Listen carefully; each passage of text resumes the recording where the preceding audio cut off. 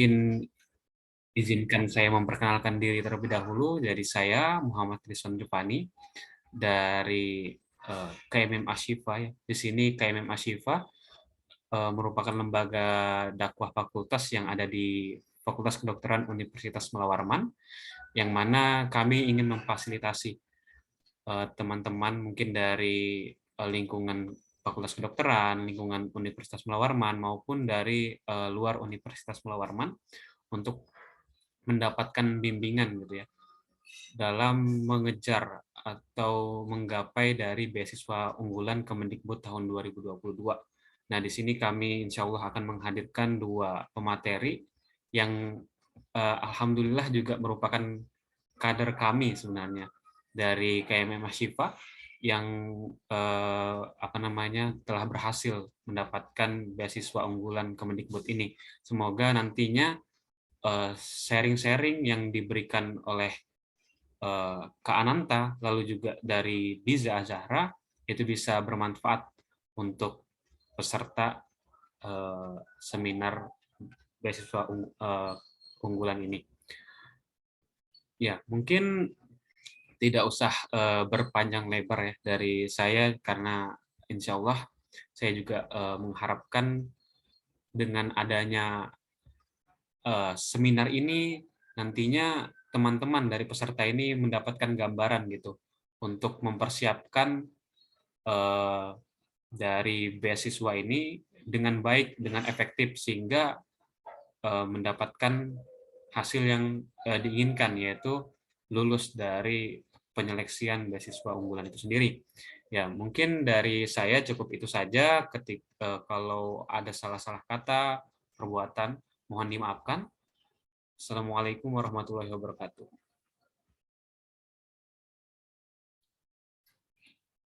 Baik, acara selanjutnya, acara yang paling kita nanti-nantikan, yaitu penyampaian materi oleh narasumber kita. Yang pertama yaitu Kak Diza. Kepada Kak Diza, waktu dan tempat kami persilahkan. Oke, baik. Terima kasih ya, Sophie. Saya izin untuk share screen.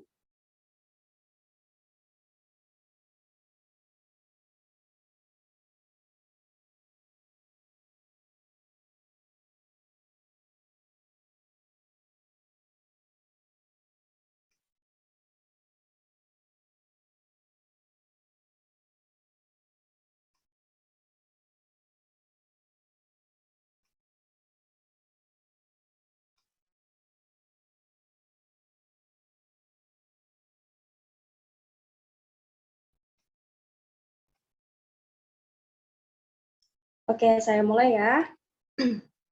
Assalamualaikum warahmatullahi wabarakatuh dan selamat sore semuanya. Sebelumnya saya ucapkan selamat datang di sharing session untuk beasiswa unggulan tahun 2022. Jadi perkenalkan, nama saya Diza Zara Safari, biasa dipanggil Diza. Saya dari Fakultas Kedokteran Universitas Mula Warman, dan saya alhamdulillah adalah awardee beasiswa unggulan tahun 2020.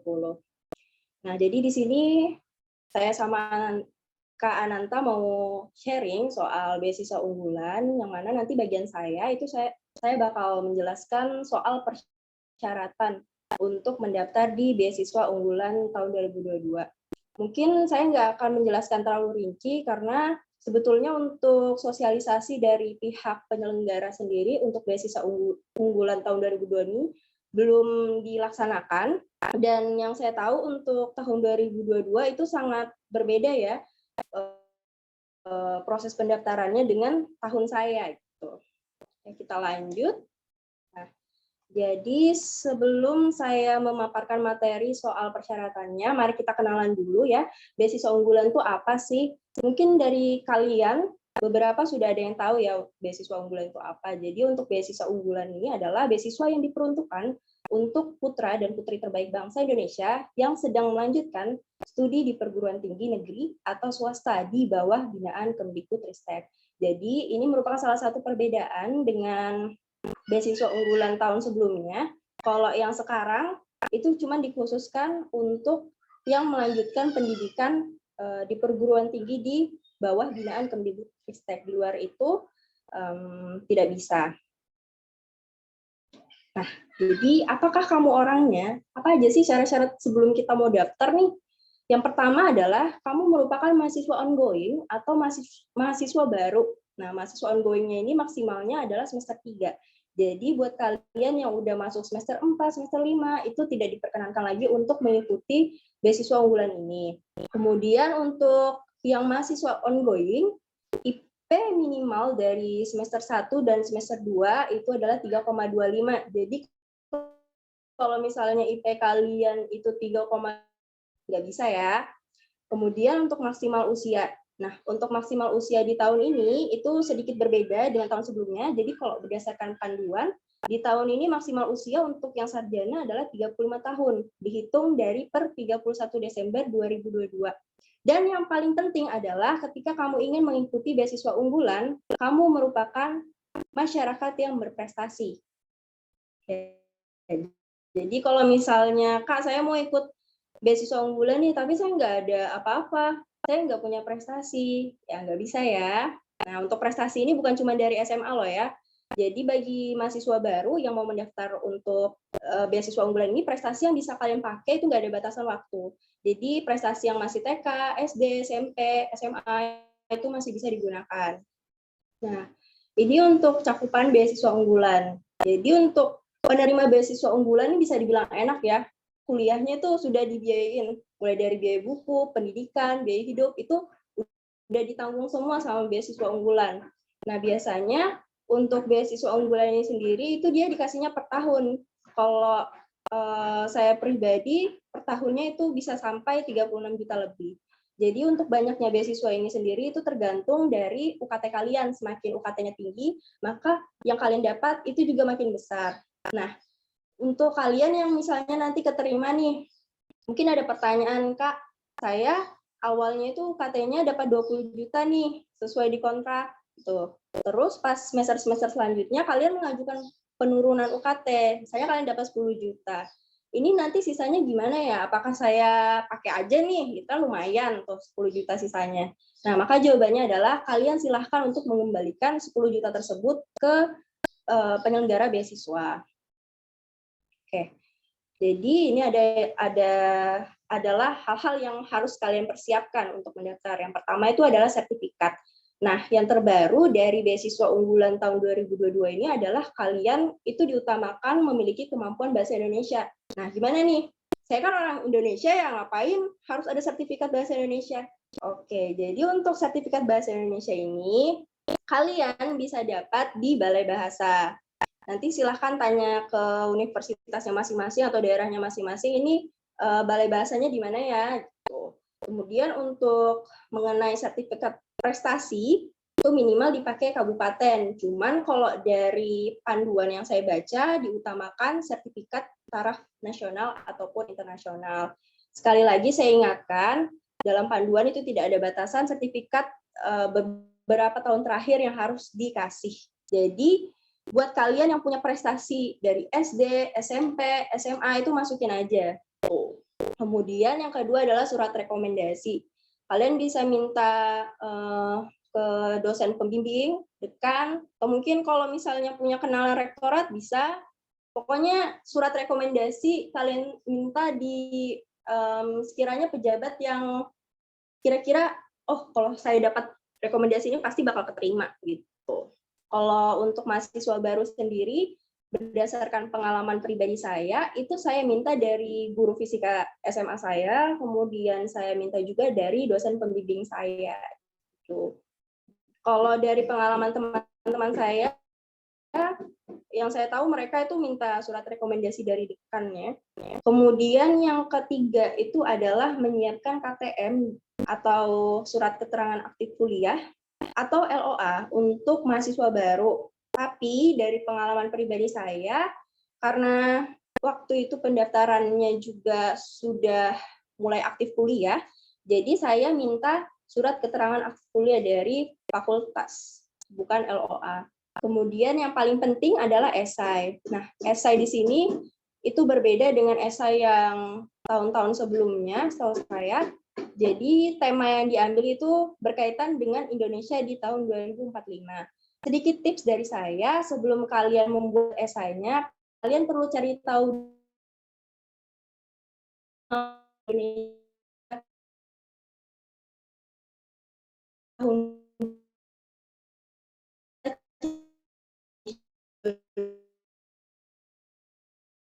sih. Suara hilang, Mbak. Kalian bisa tahu sekiranya yang unggul apa yang bisa saya lakukan itu bisa terwujud seperti itu. Untuk syarat-syarat yang kan ya, permisi, saya terdengar jelas.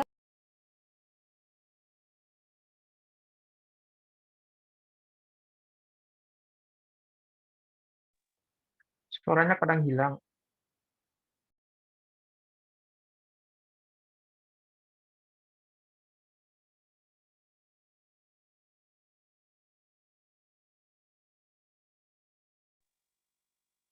Oke, tadi terputus ya.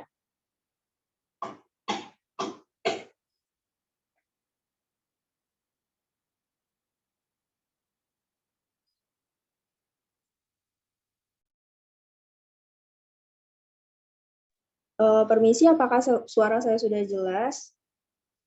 Sudah, Mbak, sudah.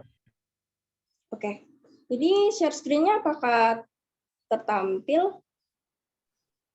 Tertampil, Kak. Sudah. Tampil, tampil. Oke, jadi yang terputus kalau boleh tahu di bagian mana ya, biar saya bisa ulangin. Di bagian esai tadi, Kak. Oke.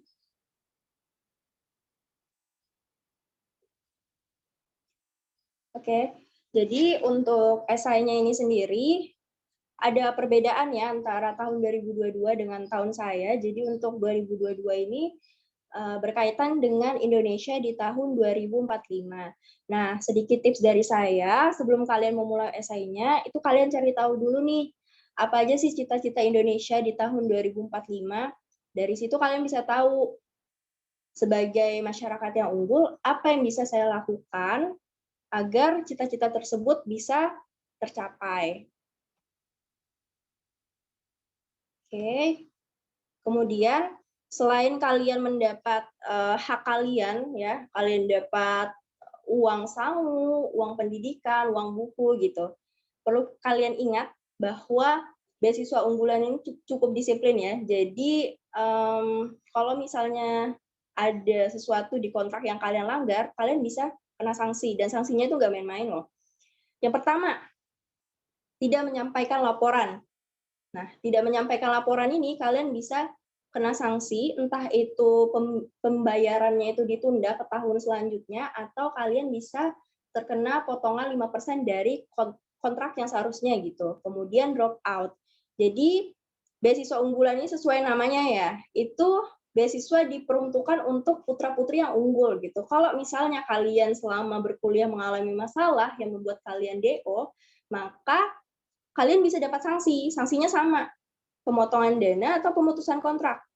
Lalu kemudian pindah program studi atau univ. Nah, biasanya nih mahasiswa-mahasiswa baru yang udah dapat beasiswa unggulan, kemudian nanti di semester 3, semester 5 itu merasa bahwa, aduh kayaknya aku salah jurusan deh, kayaknya aku salah univ deh, mau pindah gitu. Nah, ini nanti siap-siap bakal dapat sanksi. Sanksinya apa? Yaitu tadi pemotongan dana atau pemutusan kontrak.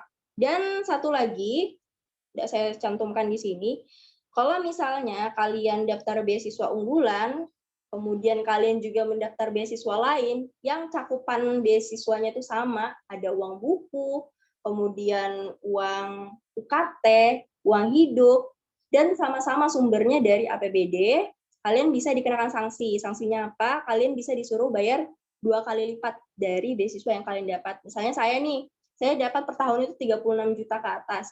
Kalau misalnya saya ikut beasiswa lain yang cakupannya sama, kemudian sumbernya itu sama dari APBD, APBN negara, terus ketahuan tengah jalan, nah maka saya harus ganti 2 kali lipatnya, 72 juta ke atas tuh saya harus ganti.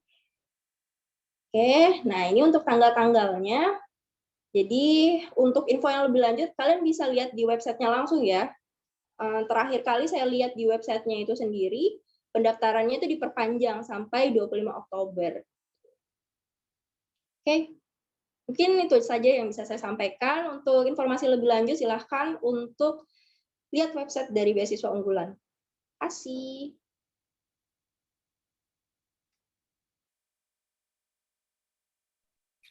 Baik, terima kasih banyak ya Kak Diza atas penyampaian materinya.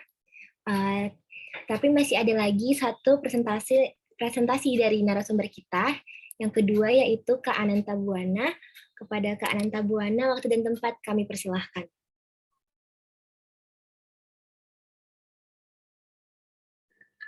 Assalamualaikum warahmatullahi wabarakatuh.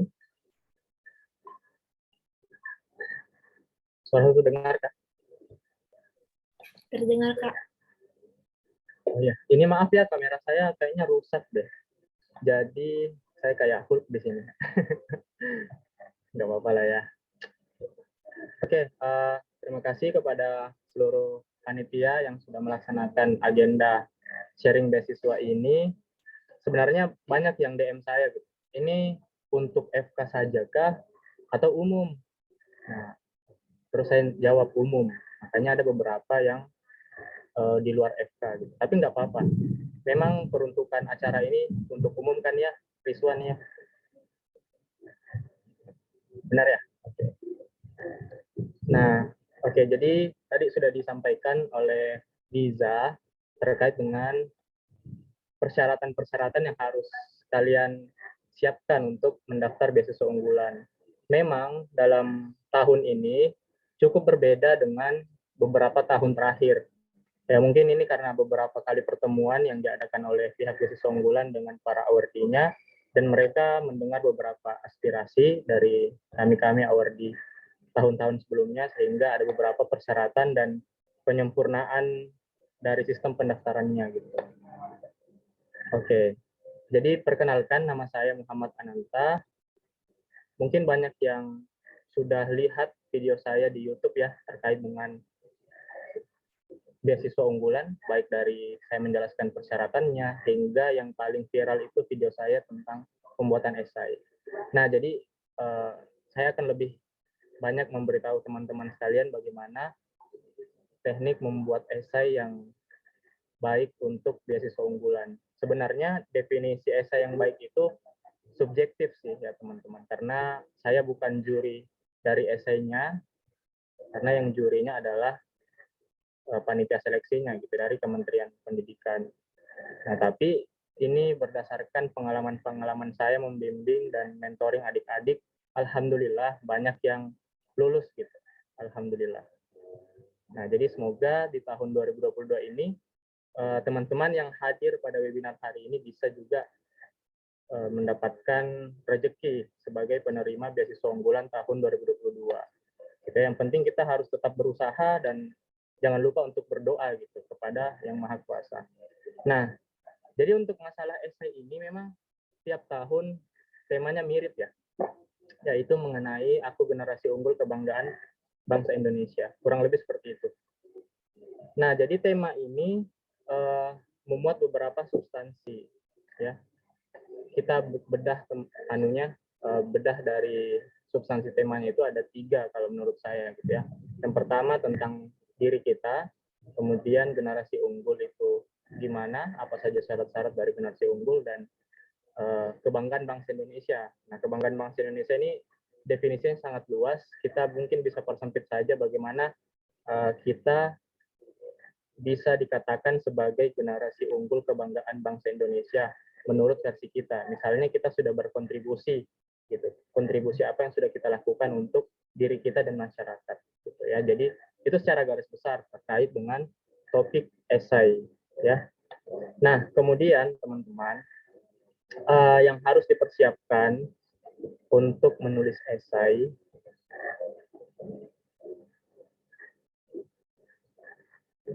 ini udah kelihatan ya? Sudah terlihat, Kak. Nah, yang lain gimana? Sudah terlihat, Kak. Oke. Ya. Nah, jadi pertama ya, kalian harus meluruskan niat dulu nih. Tujuan kalian menulis esai apa gitu.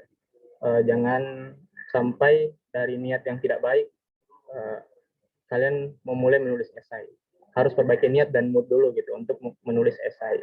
Karena memang untuk menulis itu tidaklah mudah ya bagi, mungkin ada yang pemula di sini, mungkin ada yang sudah berpengalaman menulis beberapa karya tulis, tapi mungkin ada yang belum pernah sama sekali menulis esai. Ya, jadi harus perbaiki niat dan mood dulu gitu, supaya kita mendapatkan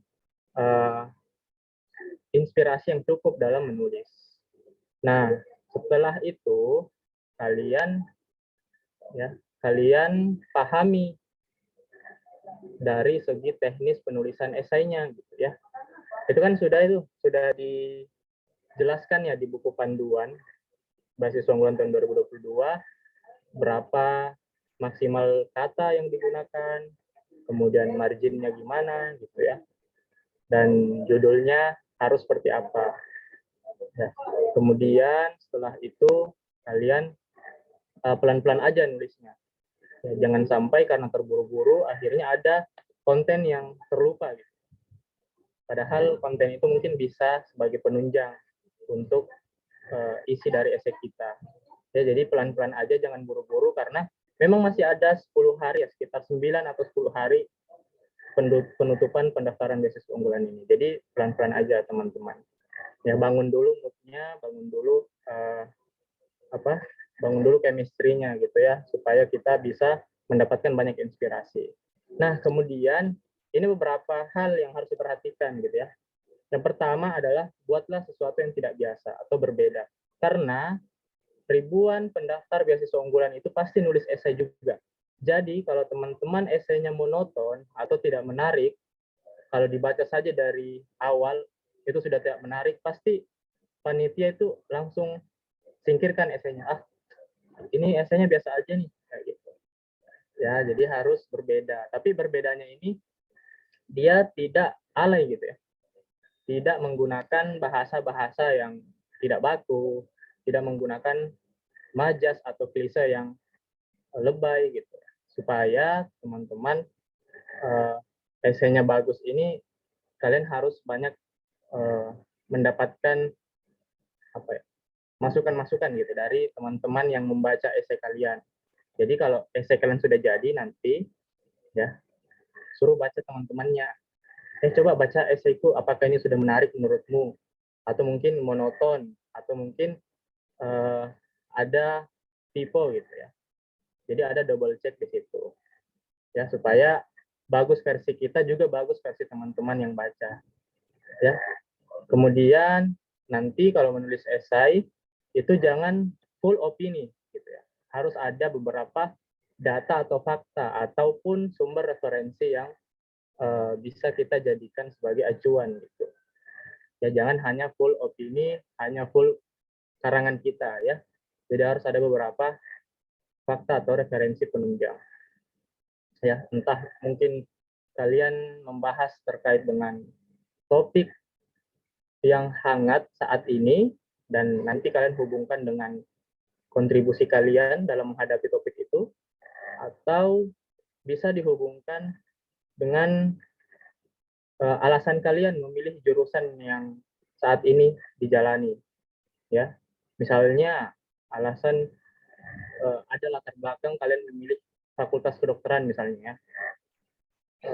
Kenapa?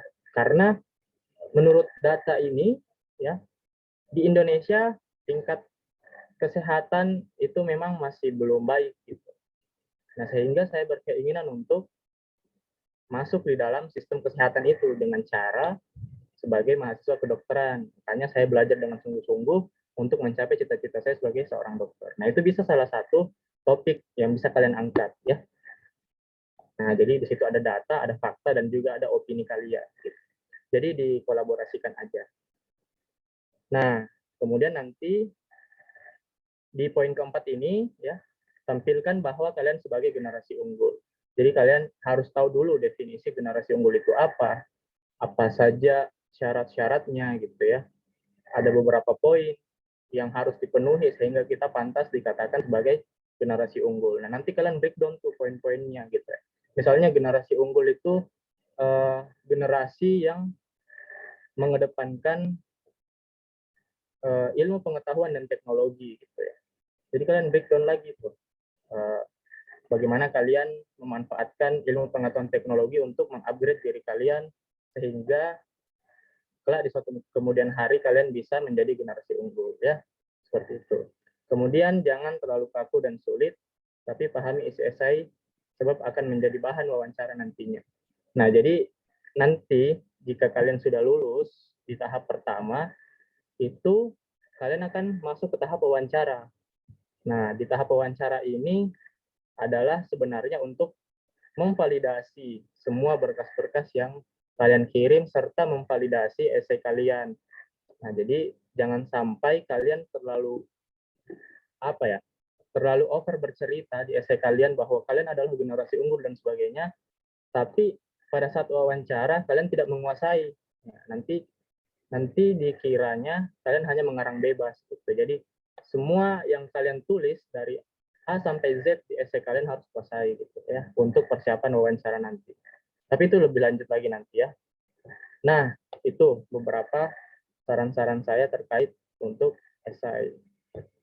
Kemudian mungkin saya ingin tampilkan esai yang saya buat. Kok ini mukaku tambah hijau ya? Tambah hijau ya mukaku. Esai mana? Oke, ini disclaimer aja ya. Jadi esai yang saya buat ini bukan esai yang sempurna, tapi alhamdulillah bisa mengantarkan saya ke jenjang sebagai penerima award di beasiswa unggulan, gitu ya. Tapi definisi baik atau tidaknya itu ya tergantung dari penilaian orang, gitu ya. Oh, misalnya esai Disa mungkin lebih baik daripada esai saya, gitu ya. Ini saya hanya sharing untuk supaya esai saya bermanfaat, gitu. Bukan hanya saya tulis dan bermanfaat untuk diri saya, tapi untuk orang lain juga yang membaca dan menerapkan ilmunya ya. Kita sama-sama sharing. Oke, saya tampilkan. Ini udah terlihat belum?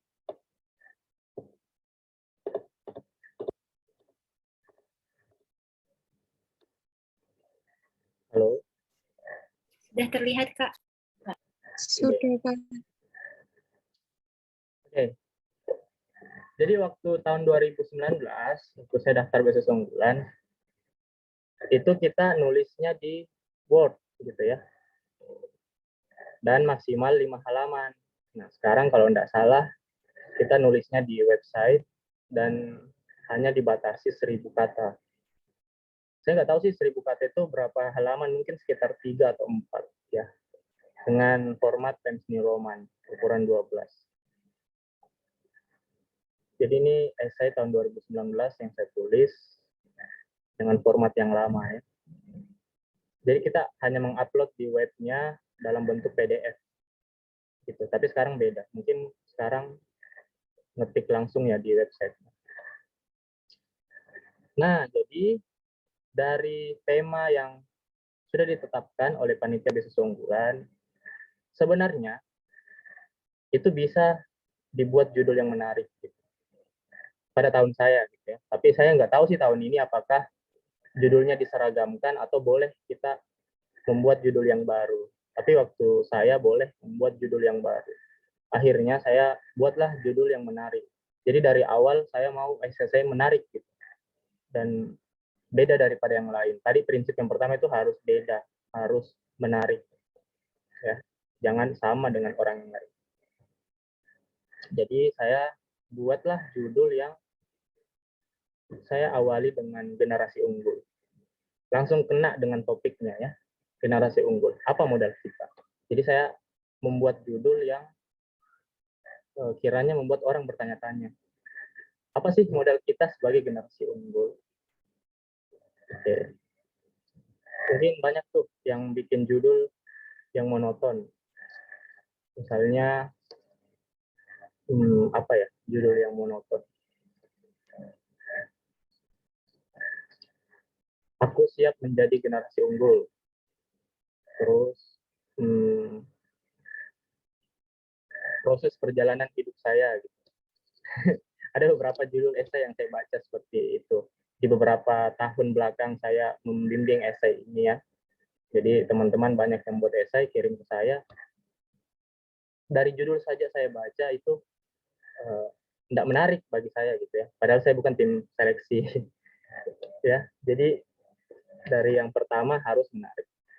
Kemudian awali dengan kalimat yang tidak biasa. Kalian boleh awali dengan pantun, awali dengan harapan, awali dengan puisi atau kutipan para tokoh. Gitu. Boleh, bebas. Ya. Tapi saya di sini awali dengan pertanyaan supaya orang tertarik membaca hingga ke bawah gitu ya. Apakah yang dimaksud dengan generasi unggul? Apakah saya punya modal untuk memenuhi kriterianya? Nah, saya hanya awali dengan 2 kalimat ini di awal. Oke. Kemudian akhirnya saya jawablah pertanyaan-pertanyaan ini di paragraf selanjutnya. Kedua pertanyaan ini menggelitik nalar saya sehingga saya menggali referensi melalui berbagai literatur mengenai definisi dan kriterianya. Jadi di awal ini saya membongkar dulu. Saya memberitahu dulu apa sih definisi generasi unggul itu dari beberapa literatur. Jadi ini adalah fakta ya. Saya bukan bikin dari persepsi saya, tapi ini dari referensi yang valid gitu, tentang generasi unggul. Jadi saya ambil dari beberapa pedoman dan pedoman sebaiknya berpacu pada penyelenggara beasiswa ini yaitu Kementerian Pendidikan ya.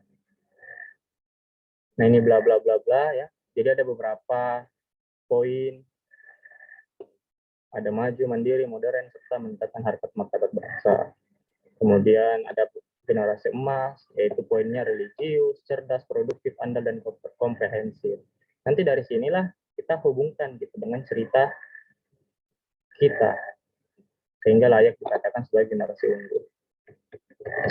Nah, kemudian hal yang menarik lainnya yang saya tulis di esai saya ini adalah saya mengutip dari pernyataan menterinya, gitu, dari pernyataan Menteri Pendidikan dan Kebudayaan Republik Indonesia. Nah, jadi supaya yang membaca itu, kan yang membaca ini pasti orang kementerian ya, panitianya pasti dari kementerian. Jadi, oh, wah ada bos saya nih di sini, gitu. Langsung kasih lolos lah ini, karena diangkat dari menterinya langsung gitu. Ya, jadi salah satu taktik saya waktu itu ya, saya banyak membaca. Saya banyak membaca, banyak nonton berita. Saya akhirnya nemulah pernyataan Menteri Pendidikan pada saat itu, Pak Muhadjir Effendi, terkait dengan pendidikan karakter dan generasi unggul. Saya akhirnya tulis dari sini. Oke. Kemudian setelah itu, barulah saya mengulik diri saya gitu. Barulah saya mengulik dan memperkenalkan diri saya. Lantas bagaimana dengan saya? Sudahkah saya memiliki ciri-ciri unggul dan mulia? Oke. Jadi pasti saya banyak bertanya di SSC ini. Ini sebenarnya style nulis aja sih. Bagaimana kalian punya style supaya dituangkan dalam tulisan yang bagus. Ya, nanti kalian banyak bacalah atau banyak sharing dengan penerima beasiswa yang lain, kira-kira style mereka dalam menulis seperti apa ya. Ini salah satu aja dari versi saya ya. Tidak mutlak harus diikuti.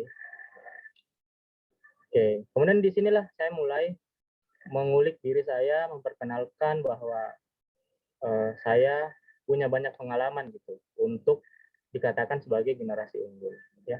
Jadi di esai itu kita harus menjual diri dalam tanda kutip ya. Kita harus menjual diri. Bukan berarti sombong, tapi untuk menunjukkan diri kita bahwa memang kita layak gitu sebagai awardee beasiswa unggulan ya. Layaknya dalam tanda kutip ya harus sesuai dengan kriteria yang diinginkan supaya panitia seleksi itu percaya, oh dari esai yang saya baca ini memang anak ini bisa dipercaya gitu sebagai penerima beasiswa unggulan ya. Karena kan kita nanti akan pakai uang negara, jadi tidak mungkin mereka sembarang menerima gitu. Mereka sembarang menerima orang yang akan menerima amanah sebagai penerima beasiswa unggulan ya. Jadi kalian harus percaya diri lah dalam menulis. Jangan bilang insecure atau apa ya, merasa tidak pantas ya. Jadi itu tadi, awali dengan niat yang baik supaya rasa percaya diri kalian itu muncul ya, sehingga nanti proses menulisnya lancar gitu. Jadi kalian ceritakanlah apa saja proses yang kalian telah lalui sehingga kalian bisa memupuk tadi poin-poin dari generasi unggul itu, misalnya religius, kemudian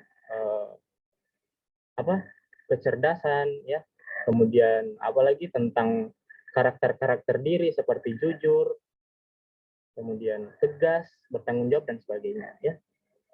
Jadi saya bercerita ini tentang bagaimana saya berproses dari SD sampai perkuliahan gitu. Jadi proses yang saya lebih tekankan di sini adalah saya selalu ikut lomba. Dari lomba itu saya banyak mengupgrade diri, banyak mengambil pengalaman dan ilmu sehingga membentuk beberapa kepribadian diri saya. Nah, jadi ini cerita-cerita saya.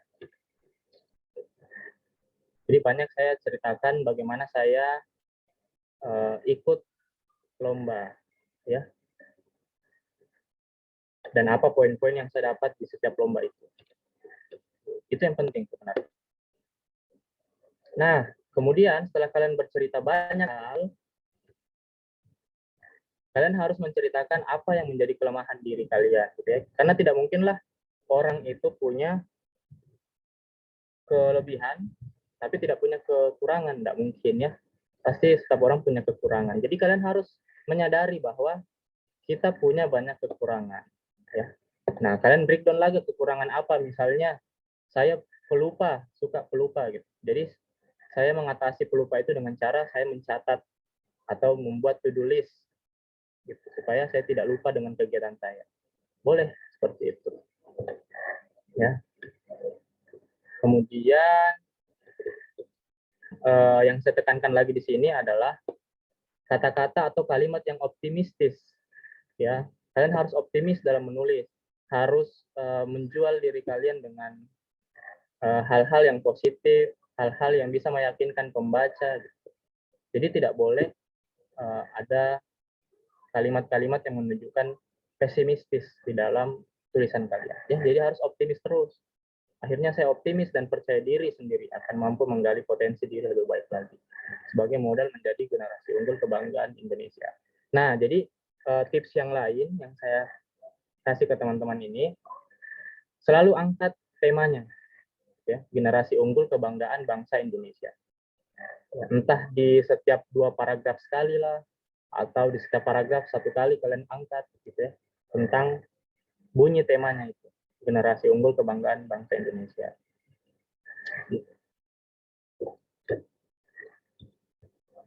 Nih, kemudian di akhir kalian tutup dengan harapan, gitu ya. Harapan. Nih, harapan saya nih. Melalui beasiswa unggulan ini akan sangat membantu meringankan biaya kuliah dan kebutuhan apa? Saya tidak baca. Meringankan biaya dan kebutuhan kuliah saya, sekaligus mempermudah saya berkiprah lebih besar lagi bagi lingkungan, termasuk memotivasi milenial lainnya agar berkontribusi maksimal bagi negeri.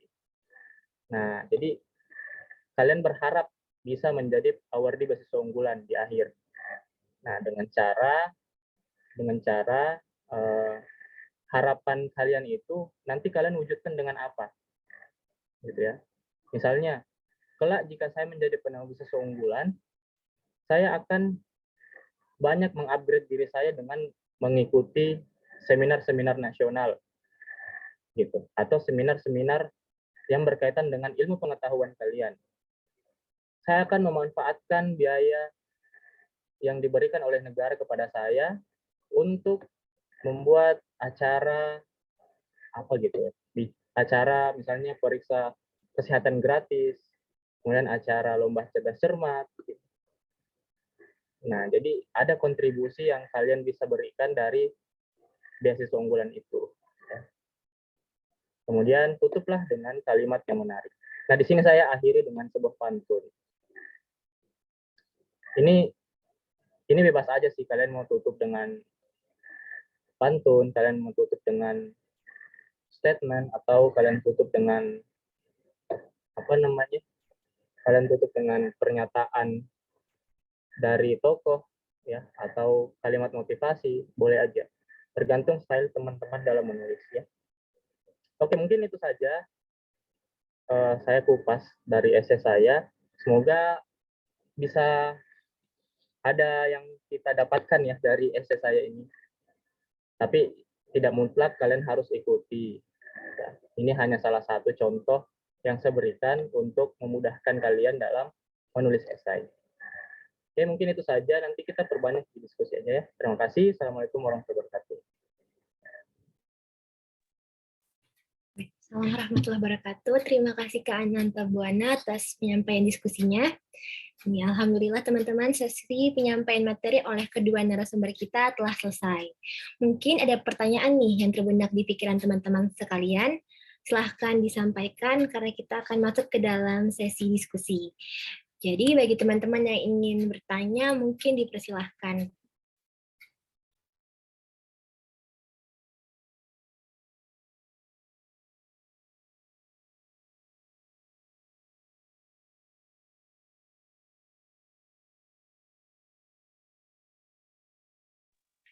Halo, selamat siang, sore. Oh, sore. Bisa dengar suara saya, Mbak? Selamat sore, bisa terdengar atas nama Oh, Kak Altar ya. ya, terima kasih. Saya Alter dari... Kak, izin bertanya, Kak. Izin bertanya. Baik, mungkin satu-satu dulu ya Mbak. Bisa. Oh iya. Ya, mungkin bisa rakyat dulu. Mbaknya duluan aja atau aku? Mungkin Kak Alter bisa menyampaikan pertanyaannya, dipersilahkan. Terima kasih, saya Alter dari UGM. Aku magister biomedik. Ini aku masih bingung nih Kak, terkait dengan persyaratan juga, salah satunya ini sertifikat bahasa nih.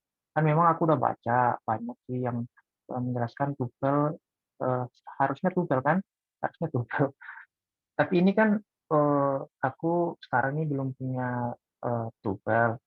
Yang ada hanya TOEIC kan, berarti nggak termasuk salah satu persyaratan juga kan kalau TOEIC. Nah, tapi sekarang ini saya ada mau tes untuk prediction aja, TOEFL prediction. Apakah itu memang bisa Kak? Bisa digunakan?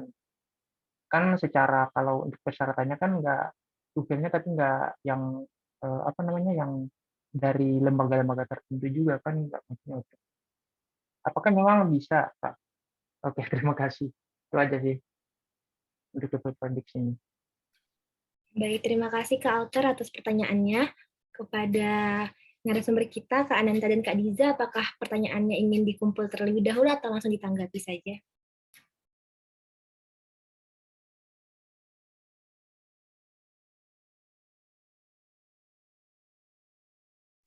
Dikumpul aja. Baik, jika begitu selanjutnya kita akan ke pertanyaan yang kedua kepada Kak Siti dari FQ Unpad, dipersilahkan. Baik, Assalamualaikum warahmatullahi wabarakatuh. Mohon maaf sebelumnya Kak, karena saya off cam jaringan kurang membaik Kak. Izin bertanya Kak, ada persyaratan beasiswa unggulan Kak pada bagian pengajuan beasiswa itu kan ada tertera NIM, perguruan tinggi dan prodi. Nah, saya itu kan sudah kasih masuk NIM sama perguruan tinggi, tetapi dikatakan bahwa data itu tidak valid atau tidak ditemukan di perguruan tinggi, belum tercatat di PD Dikti kalau tidak salah Kak. Itu bagaimana ya Kak? Terima kasih. Baik, terima kasih Kak Siti atas pertanyaannya. Mungkin kita akan lanjutkan ke pertanyaan ketiga kepada Kak Isyana Rihadil Jannah, dipersilahkan. Baik, sebelumnya terima kasih. Perkenalkan, nama saya Isyana Redwijana dari FKIP Pendidikan Pancasila dan Kewarganegaraan Universitas Mula Warman. Di sini saya ingin bertanya, kan itu ditertera bahwa harus menyertakan surat rekomendasi. Nah, di sini saya masih agak bingung ya dari penjelasannya kakaknya tadi, bahwa surat rekomendasinya itu seperti apa, kita mau meminta apakah ke dekanat atau kita meminta dari dosen. Seperti itu. Terima kasih. Baik, terima kasih kembali Kak Isyana Ridhiljana. Mungkin 3 aja dulu. Ya, kita akan batasi 3 pertanyaan terlebih dahulu ya, untuk teman-teman yang lain akan dijawab di sesi kedua. Baik, kepada narasumber kami persilahkan.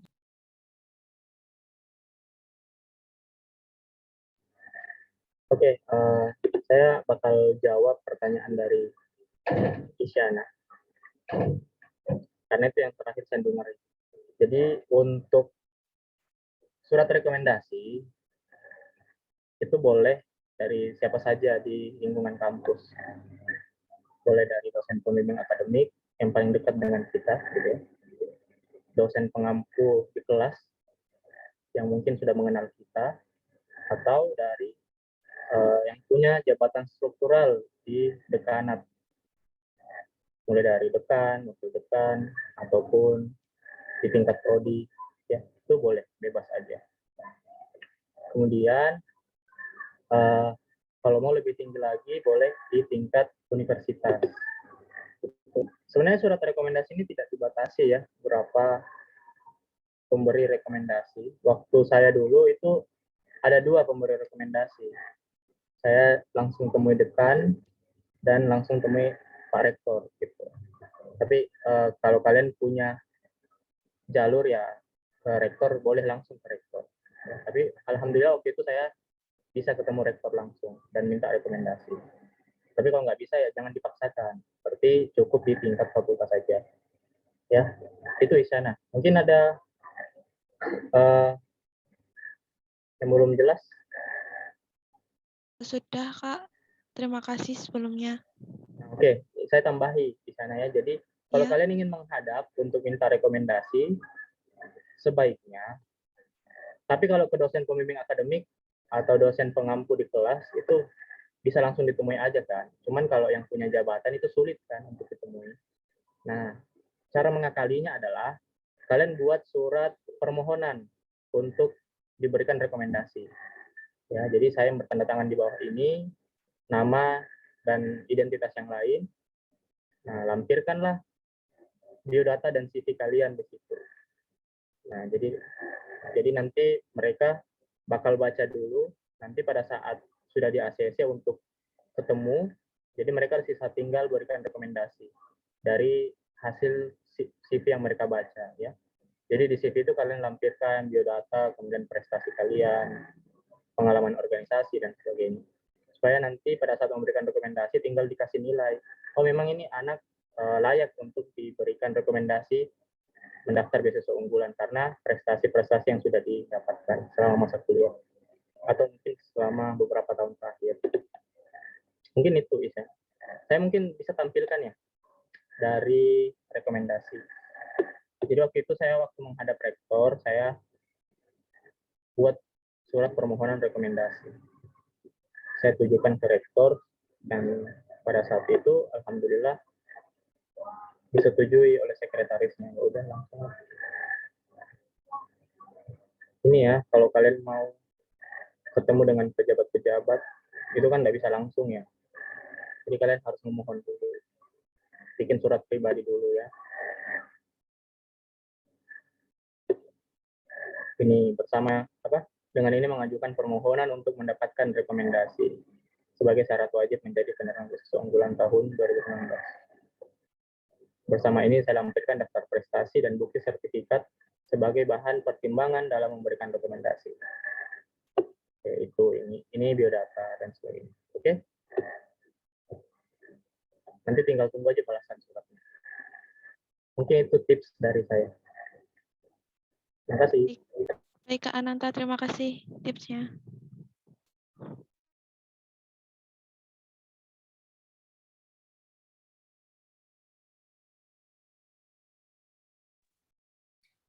Baik, mungkin ada tambahan dari narasumber pertama, Kak Diza. Dipersilahkan, Kak.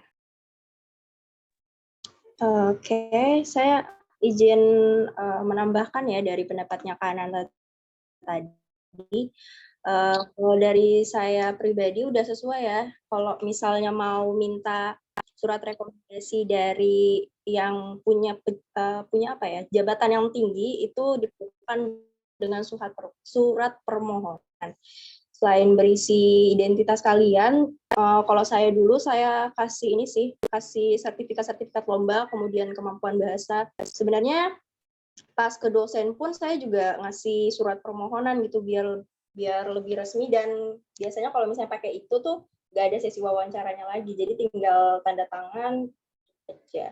Terus terkait dengan TOEFL prediksi tadi, kalau yang saya tangkap dari grup forum beasiswa unggulan, itu kan nggak ada syaratnya ya, apakah harus pakai TOEFL atau prediksinya atau mungkin IELTS. Jadi kalau misalnya punya sertifikat yang TOEFL prediksi, itu bisa dimasukkan. Kemudian terkait yang NIM tadi, saat mendaftar itu tidak ada universitasnya, saya boleh nanya nggak ke penanya apakah perguruan tingginya di bawah Kemdikbudristek atau enggak?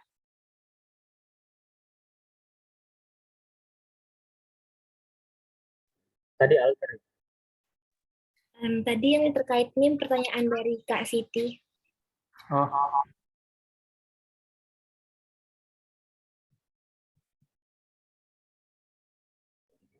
Bukannya TOEFL dari Alter tadi ya? ya, aku tadi yang TOEFL. Oke Kak, makasih. Kalau andaikan nih, kalau TOEFL nggak apa-apa ya Kak? Atau nggak bisa? Itu kan Kenapa? selain itu, kalau pakai TOEFL nggak apa-apa ya? Atau TOEFL prediction ya. soalnya yang TOEFL Oh, itu, kalau itu saya kurang tahu ya. Pada intinya kan iya. kalau di surat tujuan tidak dituliskan sertifikatnya itu jenisnya apa. Yang penting sertifikatnya itu cukup untuk membuktikan bahwa kita mempunyai kemampuan bahasa Inggris itu sekian gitu. Siap, makasih banyak Kak.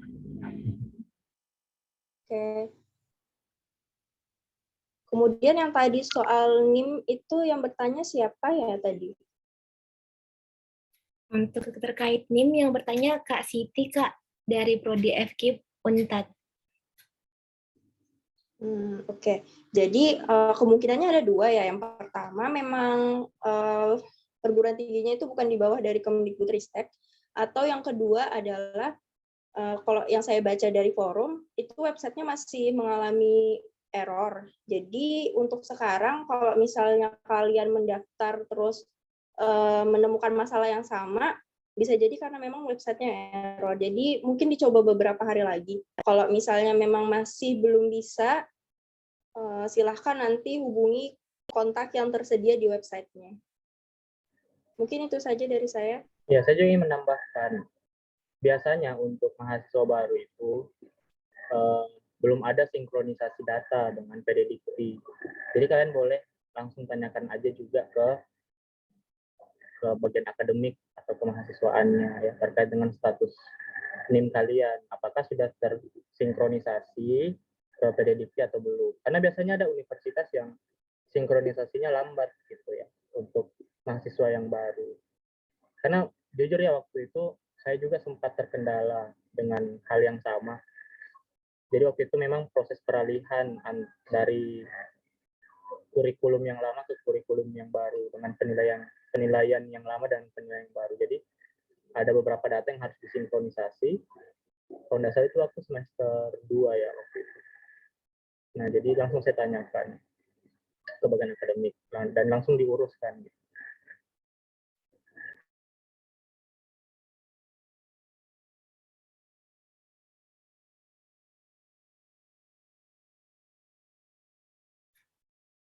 Baik, sesi pertama sudah selesai. Kita lanjutkan pada sesi kedua. Pada Kak Isyana Rihadil Jannah, apakah ada yang ingin ditanyakan? Dipersilahkan, Kak. Ya, kayaknya udah tadi. Baik, Mungkin belum sempat lower hand. Selanjutnya kepada Kak Arlina Sari, dipersilahkan. Baik, terima kasih atas kesempatannya, Kak. Sebelumnya mohon izin karena saya belum bisa on cam, sinyalnya belum stabil. Izin teman-teman dan Kak Ananta, saya mau bertanya terkait dengan beberapa poin persyaratan untuk mengajukan beasiswa unggulan ini. Nah, pertanyaan pertama terkait dengan sertifikat kemampuan bahasa. Kalau saya baca, pedoman di tahun 2021 dan 2022 ini ada perbedaan ya. Terus untuk yang persyaratan jenjang S2-nya, katanya di sana tertulis bahwa diutamakan yang memiliki kemampuan bahasa Indonesia dan atau kemampuan TOEFL. Nah, kebetulan kemarin saya baru menyiapkan sertifikat TOEFL, tapi kalau yang sertifikat kemampuan bahasa Indonesia saya belum punya. Nah, itu apakah boleh pilih salah satu atau memang harus dilengkapi kedua-duanya? Soalnya saya masih bingung, Kak. Di sana ada tulisan dan ataunya gitu loh. Jadi apakah boleh pilih salah satu atau memang harus upload kedua-dua sertifikat kemampuan bahasa itu? Terus pertanyaan yang kedua, saya sekarang baru jalan kuliahnya 2 bulan, terus di keterangan di data PD Diktinya masih jadi mahasiswa baru, belum tercatat sebagai mahasiswa yang ongoing. Nah, itu kalau misal saya di sana masih dianggap sebagai mahasiswa baru, apakah untuk surat rekomendasinya saya boleh mengupload surat rekomendasi dari dosen S1 saya atau lebih baik saya minta rekomendasi dari dosen S2-nya, begitu Kak. Terima kasih atas kesempatannya Kak. Terima kasih kembali Kak Arlina Sari. Mungkin karena pertanyaannya cukup banyak, akan lebih baik jika langsung ditanggapi saja ya kepada narasumber. Kak Ananta dan Kak Diza dipersilahkan. Diza mau jawab yang mana?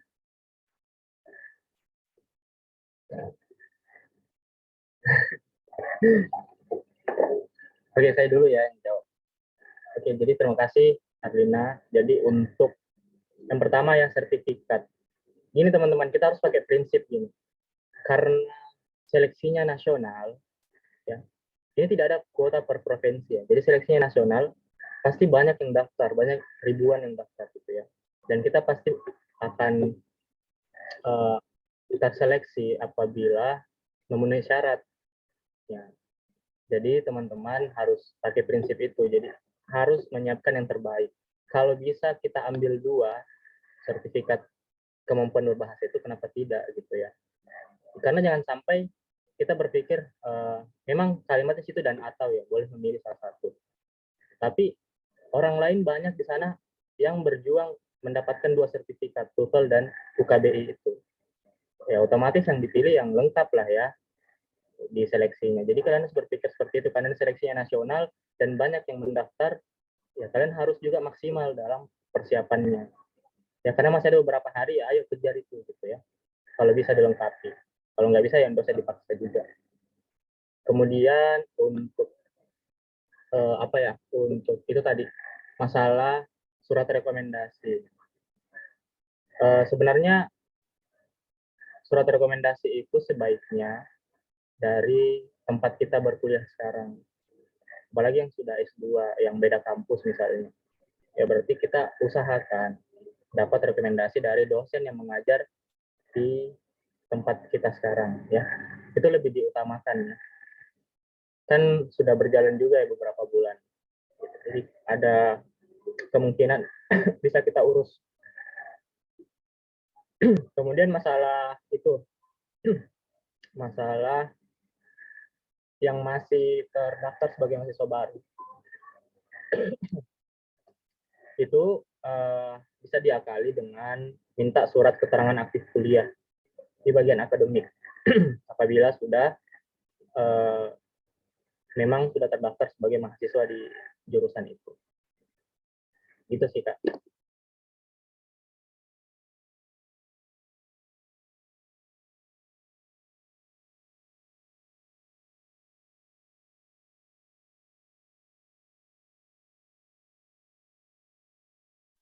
Baik, mungkin ada tambahan dari Kak Diza, dipersilahkan.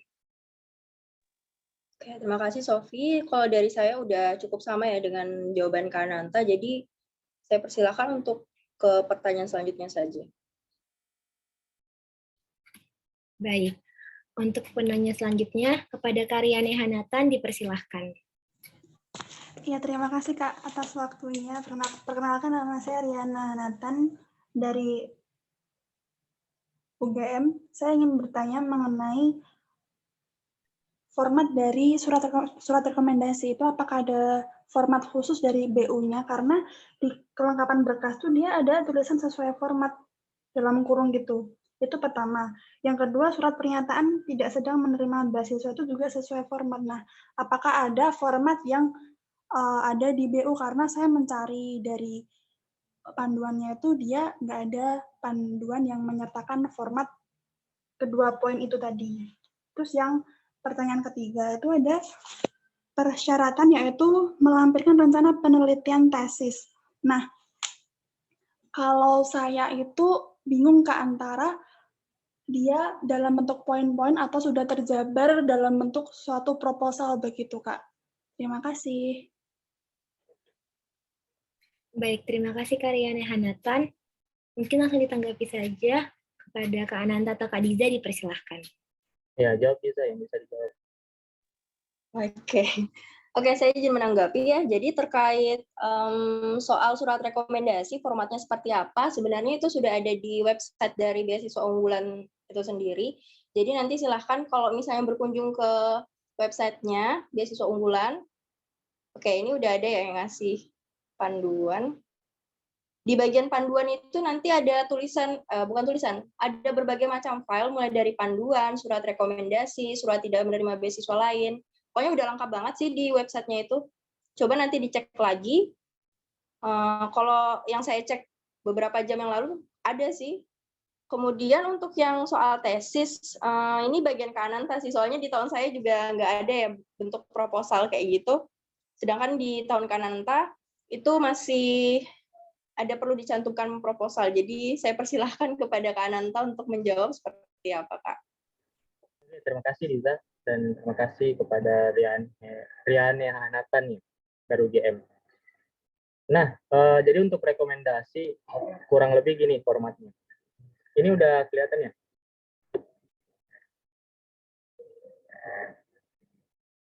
Udah lah ya. Udah kelihatan? Terlihat, Kak. Nah, jadi sebenarnya ini format tahun 2019.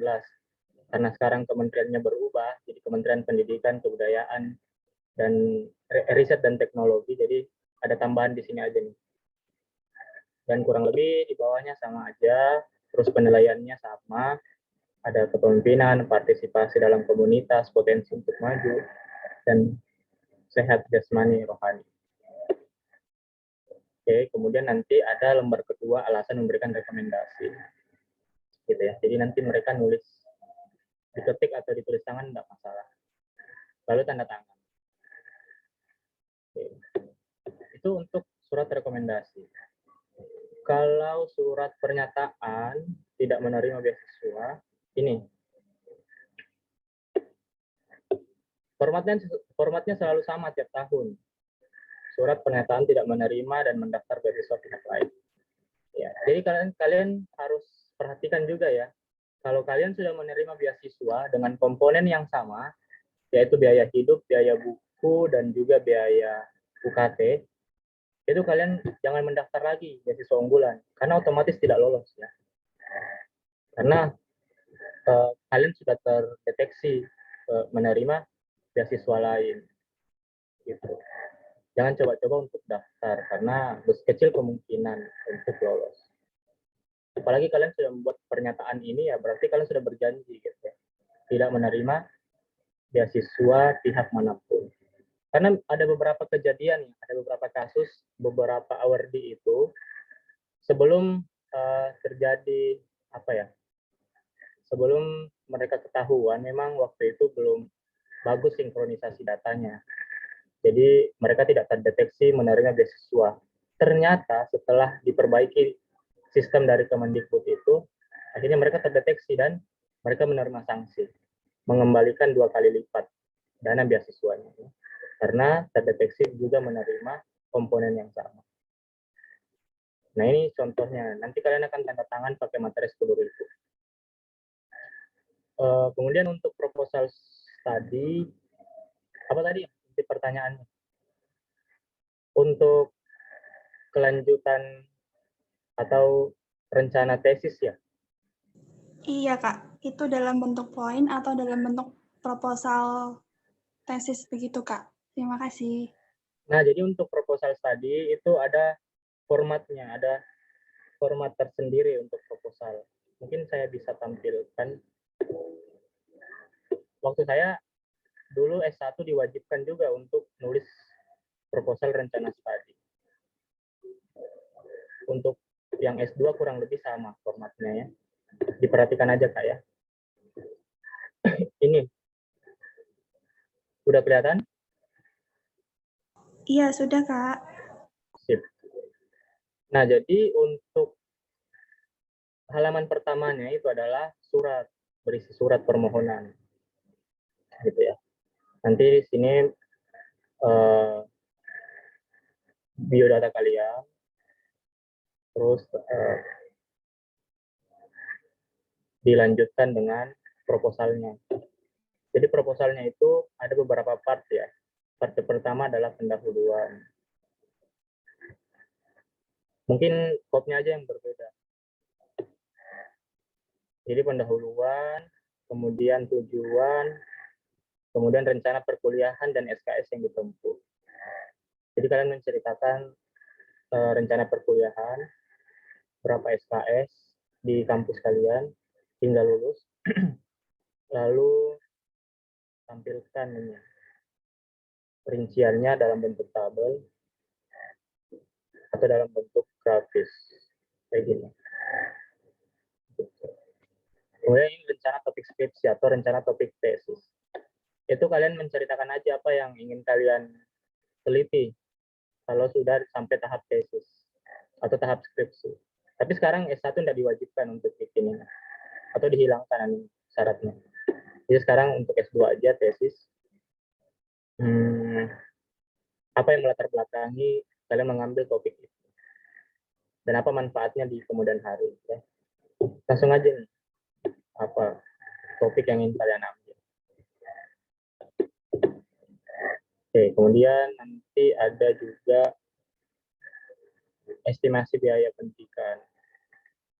Jadi kalian harus sudah menghitung-hitung berapa kiranya biaya penelitian, biaya UKT kalian, atau biaya hidup kalian. Nah, itu dicantumkan di proposal study-nya. Terus penutup. Mungkin gitu aja ya untuk proposal study-nya. Dan poin terkait rencana tesis yaitu harus dipikirkan dan didiskusikan dengan dosen pembimbing akademiknya minimal ya. Kan sudah ada tuh dosen pembimbing akademik. Kalian diskusilah kira-kira penelitian apa sih yang bagus saya masukkan nanti di proposal study gitu. Dan tidak harus sama nanti. Itu hanya sebagai syarat aja mendaftar beasiswa unggulan. Dan tujuannya apa? Penyeleksi ini ingin lihat, oh kita punya inovasi, punya pikiran yang sudah selangkah jauh di depan gitu. Ya, kita sudah memikirkan topik tesis, sudah memikirkan manfaatnya, sudah memikirkan apa tujuan tesis kita gitu. Nah, itu sebenarnya tujuannya proposal study itu. Supaya kita dilihatnya sudah inovatif gitu ya. Mungkin itu aja. Baik, terima kasih Kak Ananta dan Kak Diza. Apakah ada yang ingin ditanggapi Kak Riane? Kak, mau itu terkait proposal tesis itu nanti apakah kelengkapan dari isinya itu nanti menentukan peluang lolos dari BU ini atau gimana, Kak? Kelengkapan tesis maksudnya gimana? Maksudnya kelengkapan topik yang akan dibahas, maksudnya yang opsi pertama itu dia ada poin-poin, yang kedua itu ada penjabaran sedikit setiap poin-poin, yang ketiga itu adalah penjabaran agak banyak dari poin-poin itu, nanti peluang untuk bisa di BU nanti lebih ke opsi 1, 2, atau 3, Kak? Lebih spesifik lebih bagus sih. Dan kalau penelitian kita itu sudah bisa kita tentukan hingga ke judul, itu lebih bagus. Bukan hanya tema. Kan biasa tuh ada beberapa proposal study yang saya baca, itu mereka hanya, oh nanti saya ambil topik tesis bertemakan ini, secara garis besar aja mereka. Tapi ada juga beberapa penerima yang menjabarkan lebih rinci hingga ke judul-judulnya. Mungkin itu. Dan untuk mempengaruhi atau tidak, saya tidak bisa menjawab ini ya, karena saya bukan tim seleksi gitu ya. Bervariasi sih, ada yang secara garis besar, ada yang sudah menjabarkan hingga ke judul-judul. Oh ya, baik. Terima kasih, Kak. Mengenai pertanyaan sebelumnya, mohon maaf. Tadi ada seleksi yang itu, Kak. Sertifikat Bahasa Indonesia itu emang ada ujian yang menguji Bahasa Indonesia itu, Kak? Setahu saya kok kebanyakan TOEFL ya. Atau kalau saya kurang update info, mohon Kak tambahan ilmunya, Kak. Terima kasih. Bisa ini lebih tahu. Kalau zaman saya tidak ada UKBI. Kalau zaman saya juga nggak ada sih, Kak, soal yang sertifikat Bahasa Indonesia itu. Cuman kalau dari forum BU sendiri, itu ngasih tahu kalau misalnya sertifikat Bahasa Indonesia bisa didapatin di Balai Bahasa. Untuk prosedurnya sendiri, saya juga masih kurang paham sih. Dan kayaknya tiap Balai Bahasa itu menetapkan tarif ya. Untuk UKBI-nya ada yang 300.000, ada yang 500. Lumayan sih ya. Jadi harus maksimal. Oh ya, baik Kak. Terima kasih banyak, Kak. Dan apakah nanti ini Zoom record-nya boleh dibagi ke grup, Kak? Saya ingin menyimaknya lagi dari awal. Terima kasih, Kak. Maaf, banyak request. Baik, terima kasih kembali Kak Riane. Mungkin akan kita lanjutkan ke penanya selanjutnya ya. Kepada Kak Hilna Diana Sahaya, dipersilahkan. Baik, terima kasih Mbak atas kesempatannya. Perkenalkan, nama saya Hilna dari Universitas Lampung. Saya ingin bertanya, kan di bagian biodata BU ini ada daftar karya. Sebenarnya kalau saya lihat di panduan itu tuh kayak bukan syarat utama, namun pertanyaan pertama, apakah daftar karya itu harus diisi meskipun itu bukan persyaratan dari BU? Yang kedua, apakah skripsi pada saat saya S1 itu bisa saya jadikan sebagai daftar karya? Terima kasih, Mbak. Terima kasih atas kesempatannya.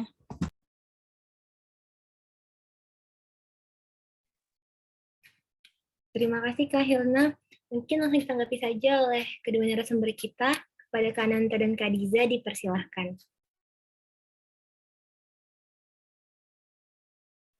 Jawab, Dis. Oke, saya izin menjawab ya. Jadi, tadi pertanyaannya terkait karya ya. Kan kalau misalnya di persyaratan BU itu nggak ada, tapi balik lagi ke pernyataan Kak Ananta sebelumnya, kalau misalnya kalian punya ya cantumkan aja gitu. Cuman kalau untuk masalah skripsi itu masih saya belum paham apakah boleh atau tidak. Mungkin Kak Ananta bisa membantu menjawab.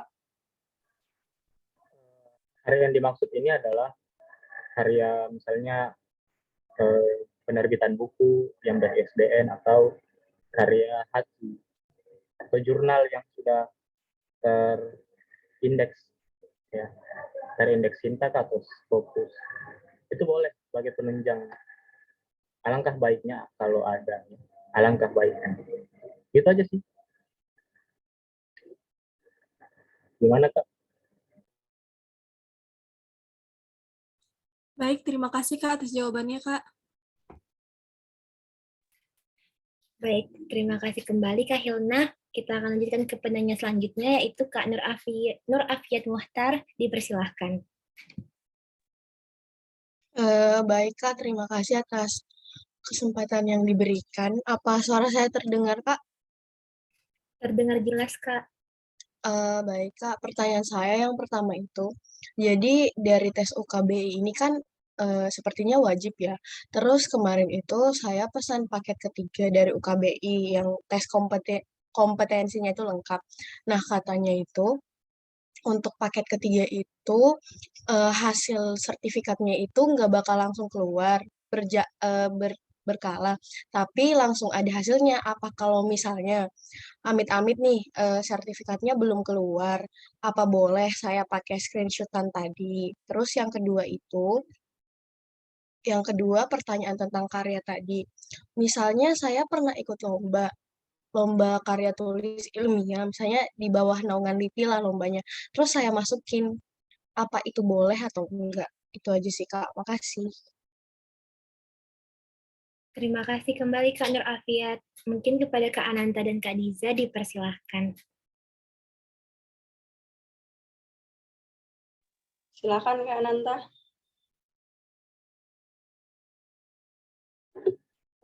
Sebenarnya saya kurang menyimak tadi pertanyaannya karena lagi ada panggilan tadi. Gimana? Ulang. Moderator catat ya? Sorry. Sofia gimana? Dicatat ke tadi? Permisi, Kak. Oh ya, langsung aja ada. Jadi pertanyaan yang pertama. Ya? Diringkas aja pertanyaannya. Oh iya, Kak. Yang pertama itu kalau misalnya sertifikatnya itu lambat keluar, tapi penyelenggaranya kan tetap Kemendikbud, apa boleh screenshot hasil ujiannya itu yang disubmit? Karena katanya untuk sertifikatnya ini bakal lama keluar. Terus yang kedua, Kak, tadi tentang karya, kalau misalnya saya pernah ikut lomba penelitian, di misalnya bawah naungan LIPI lah, apa boleh saya upload karyanya? Iya, Makasih, boleh. Kak. Kalau untuk karya-karya yang seperti itu dan sudah ada hasilnya, itu boleh. Ya. Kemudian untuk yang masalah sertifikat itu, sebenarnya saya kurang paham sih untuk UKBI ini. Karena ini adalah sistem yang baru tahun ini. Tahun lalu nggak ada sepertinya. Dan saya kurang tahu juga berapa lama akan keluar. Dan setahu saya kalau beasiswa unggulan itu kita sudah submit, itu nggak bisa balik lagi. Jadi harus diperhatikan betul-betul datanya ya teman-teman. Nanti ada kalian catat ikut lomba A, tapi kalian lupa upload sertifikatnya gitu. Itu bisa jadi pengurangan poin karena kalian dinilai berbohong gitu ya. Nah, perlu ada bukti-bukti yang harus menunjang. Jadi harus diperhatikan betul-betul setiap komponen yang kalian isi di website itu ya harus ada bukti yang menyertai. Ya, kalau misalnya kalian mau submit mendekati penutupan juga boleh sih sambil nunggu sertifikat itu. Tidak akan mempengaruhi juga cepat atau tidaknya kita submit ya. Cuman itu kadang kendalanya adalah kalau mendekati penutupan itu biasanya webnya down karena banyak yang akses ya. Ini jadi bimbang juga saya memberikan jawaban. Itu tergantung dari kalian. Boleh aja sih kalau ada buktinya. Itu aja.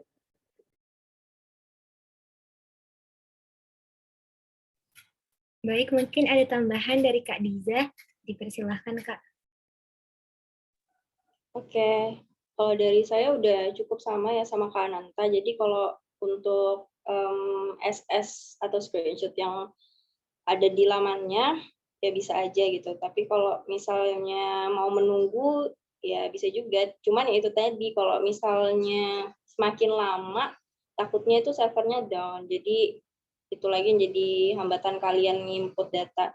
Kemudian soal submit yang karya KTI, kalau dari saya sih bisa dimasukkan sesuai dengan yang Kak Ananta bilang. Untuk karya itu kan tadi kayak misalnya kita nulis buku atau mungkin nulis jurnal, KTI dan sebagainya. Mungkin itu saja dari saya, Sofi. Terima kasih. Baik, terima kasih kembali Kak Diza dan Kak Ananta. Gimana Nur Afiat, apakah ada yang ingin dikonfirmasi kembali? Baik, Kak. Saya boleh nambah satu pertanyaan lagi nggak? Iya, dipersilahkan. Nambah Oh ya, biaya. jadi Iya Kak, maaf Kak. Jadi gini Kak, itu kan tadi Kakaknya bahas tentang esai, tentang kontribusi dan prestasi. Nah, di biodata beasiswa unggulan itu kan ada kayak kolom yang nge-submit buat prestasinya kan Kak. Gini, kalau misalnya saya nih ceritain prestasi saya selama di SD, tapi saya soalnya sertifikat yang di SD itu kayaknya udah hilang deh, Kak. Halo, Kak. Aduh. Terdengar Nur Afiat, silahkan dilanjutkan. Udah ya, udah cukup ya. Saya udah nangkap sih inti pertanyaannya terkait dengan sertifikat ya, sertifikat. Dulu tahun saya dibatasi sih waktu itu, 5 tahun terakhir. Jadi yang boleh kita upload di website itu adalah sertifikat-sertifikat di 5 tahun terakhir. Berarti kalau saya daftar di 2019, batasnya adalah 2014. Jadi masih masuk di zaman SMP. Ada kena lah di zaman SMP kelas 3 gitu. Jangan terlalu jauh juga di SD, karena biasanya sertifikat tes itu sudah pada hilang atau tercecer lah. Ya sebaiknya 5 tahun terakhir kita masukkan. Karena kalau banyak sekali ya bakal membingungkan juga. Begini juga teman-teman, untuk penguploadannya itu kalian susun ya. Kalian susun dari tingkat yang paling tinggi, internasional, nasional, provinsi, gitu ya. Tidak mutlak harus tahunnya sih, harus dari tingkatan-tingkatan lombanya aja sebaiknya gitu.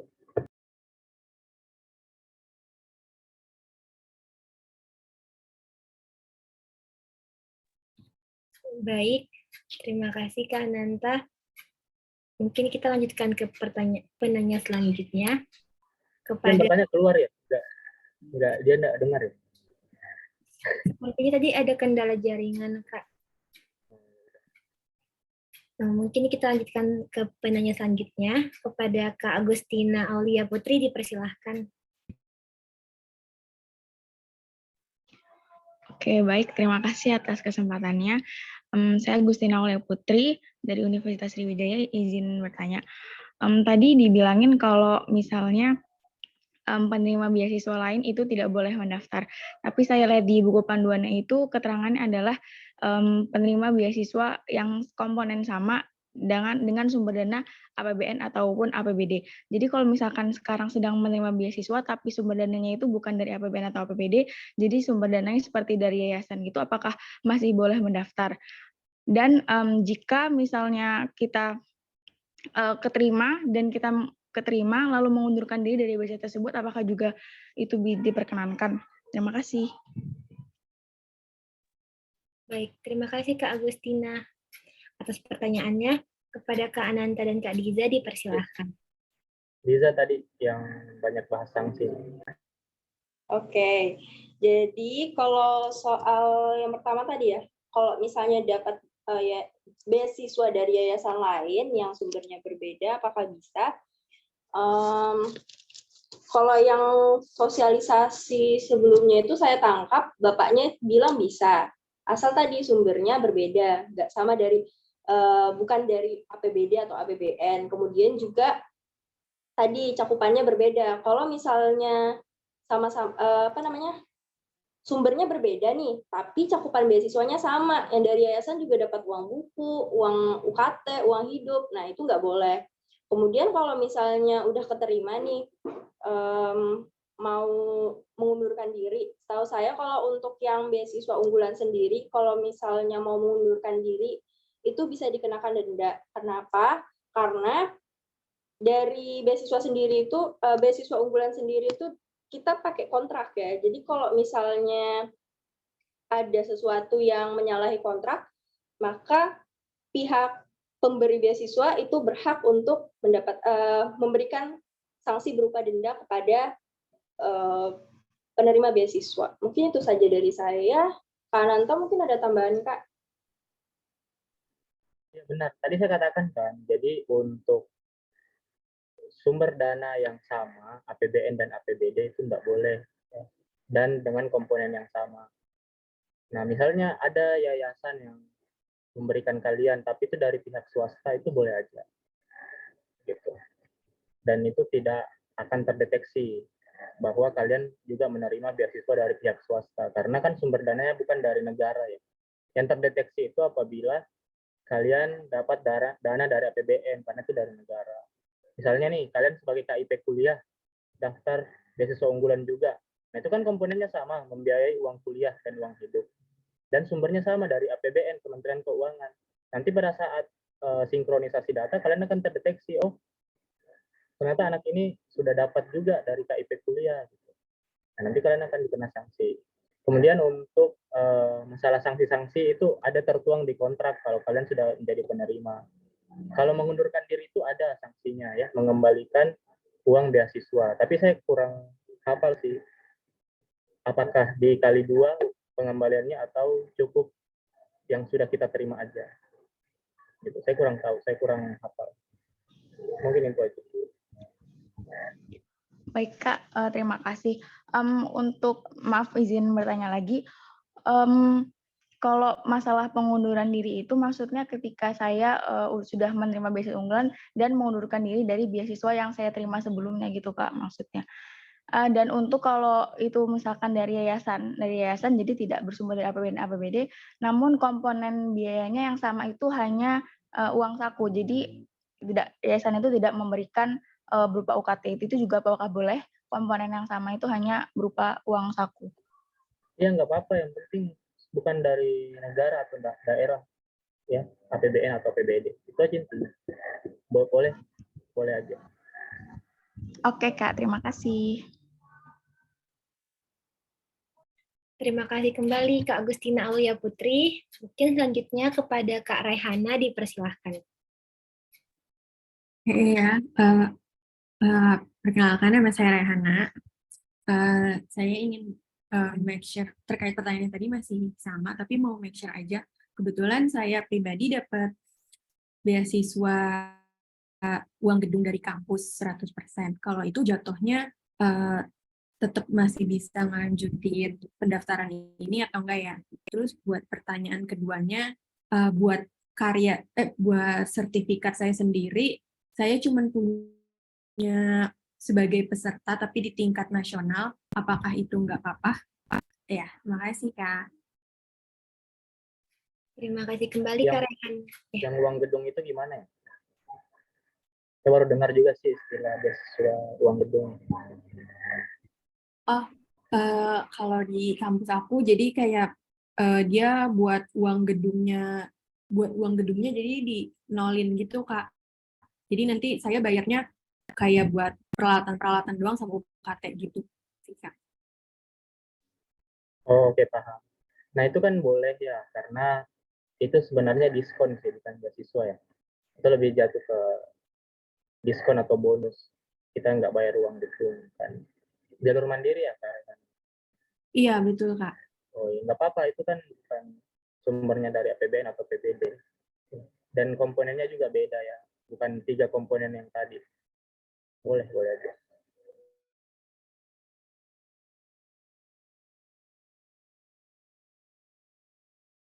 Baik, mungkin ada tambahan dari Kak Diza, dipersilahkan Kak.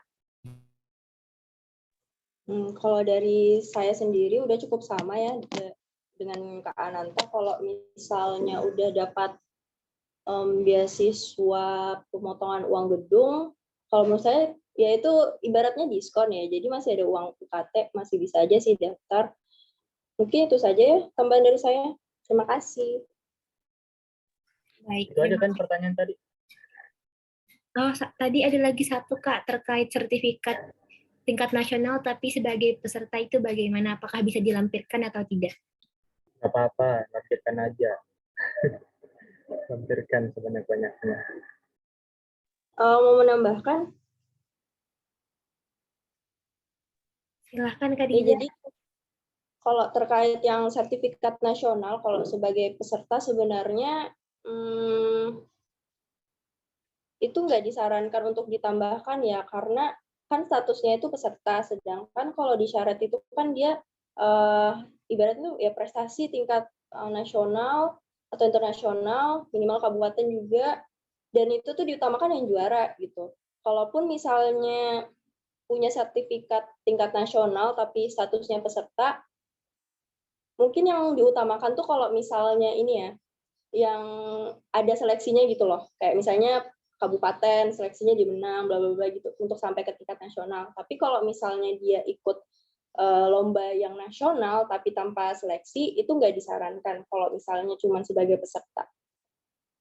Iya gitu. Jadi sebenarnya saya berprinsip kalau misalnya sertifikat kalian kurang nih ya, kalau sertifikat kurang dan hanya ada sertifikat itu, ya udah lanjutkan itu aja, nggak masalah. Nanti sisanya itu ya kita berdoa aja gitu ya, dan tawakal apakah ini diterima atau tidak. Itu kan urusan dari panitia seleksi itu. Baik, gimana Kak Raihana? Apakah ada yang ingin dikonfirmasi kembali? Iya, makasih. Kak, maaf izin nanya sekali tentang karyanya. Kalau buat aku pribadi kan karyanya lebih ke gambar gitu ya. Itu boleh ditampilkan kan ya? Gambar-gambar aku selama perlombaan gitu. Apakah itu sudah ada hakinya atau bukti bahwa memang sudah diakui gambarnya? Oke, baik. Makasih ya, Kak. Iya, yang penting itu ada buktinya gitu. Kan bisa saja menjiplak gambar atau apa gitu ya. Yang penting ada buktinya. Oh, bahwa ini memang karya kita gitu ya. Dan sudah diakui. Baik, mungkin akan kita lanjutkan ke penanya selanjutnya, yaitu kepada Kak Fatimah Dwi C. Banyak banget yang bertanya. Iya. Kalian tanya aja lah sebanyak-banyaknya, karena kalau kalian DM atau PC, saya biasa slow respon gitu ya. Penting kita tuntaskan di sini. Gitu. Ada Kak Iza kok yang siap untuk balas 24 jam. Waduh.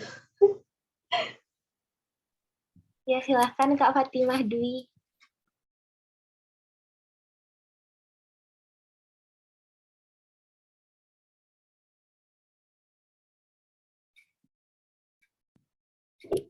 Panggil lagi dia nggak dengar itu kayaknya. Oh, mungkin jika tidak bisa di-unmute, diketik saja Kak Fatimah. Sambil menunggu pertanyaan dari Kak Fatimah, mungkin kita lanjutkan ke pertanyaan selanjutnya terlebih dahulu. Kepada Kak Ulfa Hamidah, dipersilahkan Kak. Baik, terima kasih Kak atas waktunya. Perkenalkan, saya Ulfa Hamidah dari Universitas Negeri Semarang.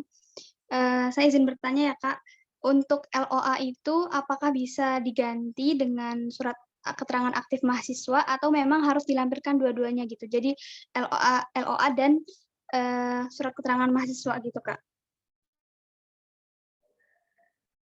Kamu maba atau ongoing? Mahasiswa baru Kak. Oh, ya udah, LOA cukup sih. Baik Kak, terima kasih. Baik, terima kasih kembali Kak Ulfa. Mungkin kita lanjutkan lagi ke pertanyaan selanjutnya, itu Kak Safa Aulia, dipersilahkan Kak. Baik Kak, terima kasih banyak atas waktunya. Ingin bertanya Kak, apakah rencana studi itu untuk S2 aja, Pak, juga S1 membutuhkan rencana studi Kak? Terima kasih. Ya, untuk proposal rencana studi untuk S2 aja sama S3 ya. S1 enggak diwajibkan.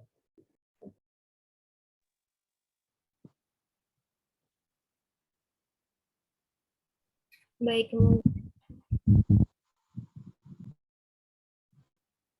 gimana Kak Safaulia? Silahkan. Sama ini Kak, kan kalau di tes UPI itu nanti sertifikatnya keluarnya lama ya Kak. Kalau misalnya kita tidak melampirkan gimana Kak?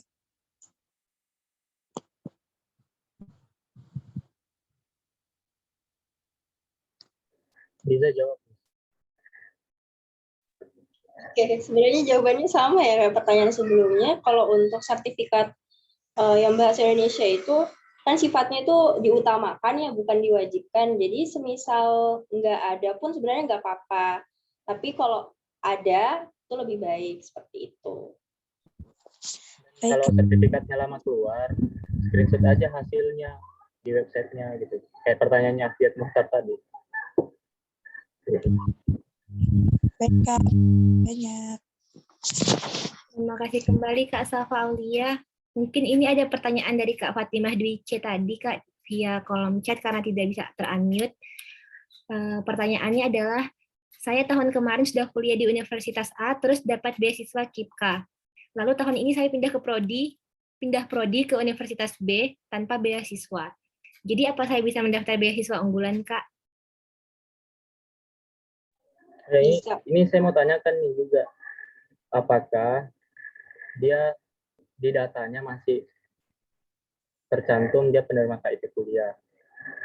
Kan biasanya kalau kita mau mengundurkan diri kan ada ya formatnya. Gitu. Itu harus ditanyakan sih ke unitnya, apakah memang namanya masih tercantum di KIP kuliah atau tidak. Kalau sudah tidak tercantum atau digugurkan secara otomatis, berarti bisa daftar beasiswa unggulan.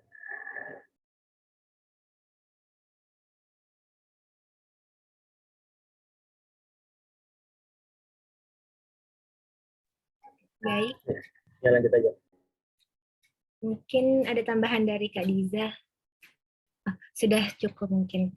Kita lanjutkan ke penanya selanjutnya kepada Kak Gita. Dipersilakan Kak Gita. Izin bertanya Kak, untuk ijazah SMA saya kan belum keluar, apakah bisa pakai SKL? Dan di dalam persyaratannya juga ada nomor ijazah, sedangkan di SKL belum ada nomor ijazah. Jadi bagaimana Kak? Terima kasih. Dia sih yang pantas jawab ini, karena dia dulu daftarnya pas maba ya.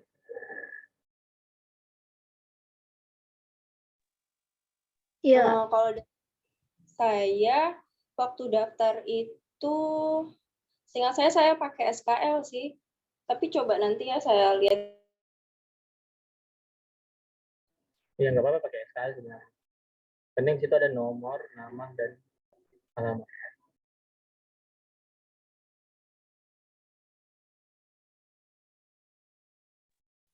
Baik. Gimana Kak Gita? Untuk SKL itu kan nggak ada nomornya Kak, jadi cantumin nomornya apa Kak? Nomor SKL, nomor suratnya. Kan ada tuh ya, setiap surat yang dikeluarkan institusi pasti ada nomornya. Enggak, bukan nomor ijazah maksudnya, nomor suratnya. Dan memang itu dikeluarkan dari sekolahnya. Gitu.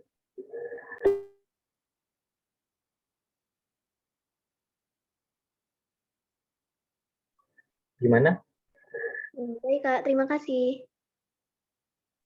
Terima kasih kembali Kak Gita. Kita lanjut ke penanya selanjutnya kepada Kak Ine Rahmatunisa. Dipersilahkan Kak. Ya baik, terima kasih Kak untuk kakak-kakak pemateri. Izin untuk bertanya mengenai daftar karya ya. Mungkin saya kan sempat punya karya video, tapi video itu mungkin beranggotakan 4 orang yang salah satunya juga di dalamnya saya. Dan di sana itu sudah ber-HKI gitu, jadi sudah punya label keresmiannya dari pusat gitu. Nah, apakah bisa dicantumkan? Tapi mungkin di sana kan ada filenya mungkin ya. Apakah itu bentuk videonya atau linknya saja gitu? Kemudian yang kedua, saya kan mungkin dari segi prestasi nasional baru mungkin kalau dari sana kan dari prestasinya minimal di kabupaten ya. Dan untuk prestasi saya sendiri saya tidak banyak memiliki prestasi, namun untuk prestasi mungkin menurut saya itu adalah sebuah prestasi. Saya mengikuti kegiatan PKM atau PKM-PM ya yang diadakan oleh Dikti, itu saya lolos sampai pendanaan kemarin. Namun sayangnya mungkin kemarin di pengumuman terakhir itu tidak ada kelompok saya ini tidak masuk ke dalam PIMNAS gitu. Kemudian juga saya mengikuti PPK atau program peningkatan kapasitas Ormawa juga sama dari Dikti, tapi juga pada kegiatan-kegiatan ini itu belum ada sertifikatnya. Di laman PKM-nya mungkin sudah disertakan katanya ada sertifikat, namun sampai sekarang belum ada.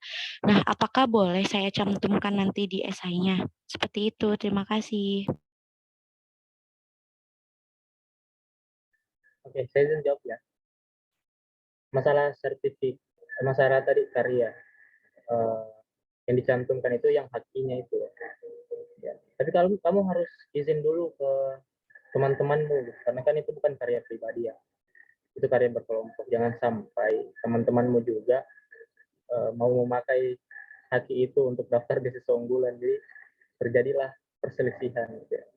Jadi harus ada kesepakatan dulu antara kita. Dan tidak masalah sih kalau hakinya itu berkelompok. Kemudian untuk masalah sertifikat itu tidak harus program Kemendikbud ya teman-teman. Nanti ada yang di sini beranggapan bahwa kita harus ikut lomba Kemendikbud, di bawah naungan Kemendikbud baru bisa ikut beasiswa unggulan. Enggak. Semua jenis lomba, semua jenis partisipasi ya, itu boleh gitu. Kalian juara lomba makan kerupuk tingkat kabupaten itu adalah prestasi ya. Yang penting ada sertifikatnya, ada buktinya gitu. Itu boleh. Ya, lembaga apapun yang mengadakan lomba azan tingkat kabupaten, lomba memasak tingkat kabupaten, itu boleh. Apalagi ya, yang masalah PKM, kalian cukup buktikan aja dengan, kalau misalnya sertifikatnya belum keluar, kalian buktikan dengan surat, mintalah ke fakultasnya atau di universitasnya ya surat bahwa kalian memang lolos sampai tahap pendanaan. Ya, yang penting ada bukti yang konkret mendukung. Gitu. Dan boleh semuanya ditulis di esai. Yang penting kalian bisa mempertanggungjawabkan. Ya, karena biasanya saya cerita pengalaman waktu wawancara ya. Jadi saya kan banyak nulis tuh prestasi-prestasi di esai. Dan waktu itu ada beberapa yang ditanyain mana sertifikatnya. Ya udah untung saya bawa sertifikat beberapa lomba yang ditanyain. Ya. Yang penting kalian bisa mempertanggungjawabkan, itu aja sih sebenarnya.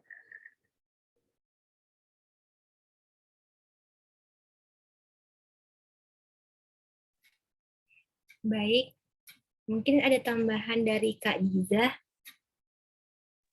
Dari saya udah cukup, Sophie. Baik, mungkin teman-teman yang hadir silahkan untuk mengisi link presensi yang ada di kolom chat. Mungkin akan kita lanjutkan ke penanya selanjutnya kepada Kak Amanda Faustina Kartika, dipersilahkan Kak. Baik, terima kasih Kak atas kesempatannya. Jadi saya ingin bertanya terkait dengan ijazah dan transkrip nilai. Nah, itu yang disertakan itu apakah ijazahnya dari jenjang SD sampai SMA atau hanya SMA? Nah, lalu pertanyaan yang kedua, kalau misal dari SD, kalau misal SD saya itu pindah-pindah Kak. Nah, jadi apakah saya harus menyertakannya tuh di bagian ijazah, kan hanya sampai yang SD yang lulus. Tapi bagaimana dengan nilai-nilai transkrip rapot yang kelas-kelas sebelumnya seperti itu Kak. Terus lalu yang di bagian SMP juga seperti itu Kak. Mohon pencerahannya. Terima kasih Kak.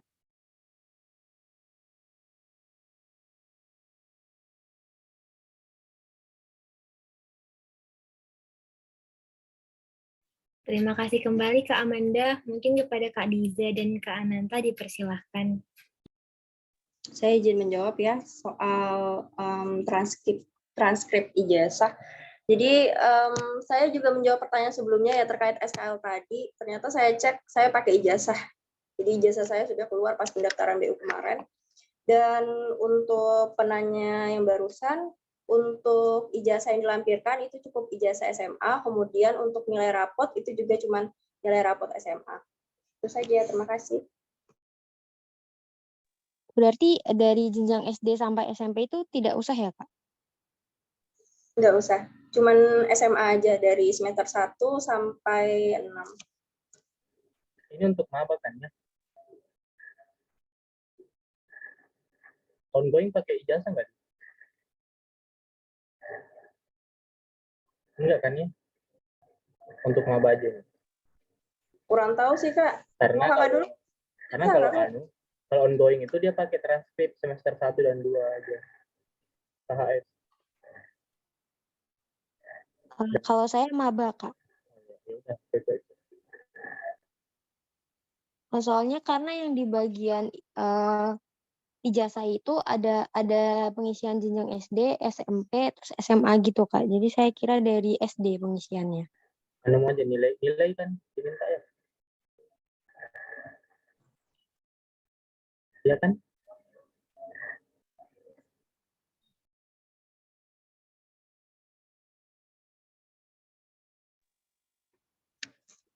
Permisi, saya mau izin menambahkan juga. Tadi katanya Amanda, untuk di websitenya sendiri itu ijazahnya ada pilihan ya, ada SD, SMP, SMA. Nah, kalau misalnya seperti itu, mungkin bisa dimasukkan juga ijazah dari SD, SMP, SMA. Terus untuk transkrip nilai rapot ya tadi. Nah, kan katanya pindah-pindah tuh. Biasanya kalau yang pindah-pindah itu kan juga nggak mungkin terdouble nggak sih? Semester satunya itu di SDA, misalnya semester satunya lagi di SDB. Jadi pasti kalau misalnya pindah-pindah pun yang sekolah A itu semester 1, sekolah B semester 2, seperti itu. Jadi kayaknya nggak masalah sih. Oh, berarti kalau yang ijazah menggunakan SD yang sampai lulus, lalu yang nilai transkrip itu beda-beda format rapotnya nggak apa-apa gitu ya, Kak? Iya, kalau misalnya ijazah pasti pakai yang kamu lulus dari mana. Terus kalau yang transkrip beda-beda sekolahnya nggak apa-apa. Baik, Kak. Terima kasih. Baik, terima kasih kembali Kak Amanda Faustina. Mungkin mengingat durasi, kita akhiri sampai di sini sesi diskusinya. Satu lagi itu Fitria tuh tadi. Baik, Kak. Coba. Kepada Kak Fitria, dipersilahkan, Kak. Ya, baik. Terima kasih, Kak, atas kesempatannya. Saya ingin bertanya mengenai daftar karya. Saya kan ada artikel jurnal yang telah publish, terus nanti yang di-upload file artikelnya atau LOE-nya. Terima kasih.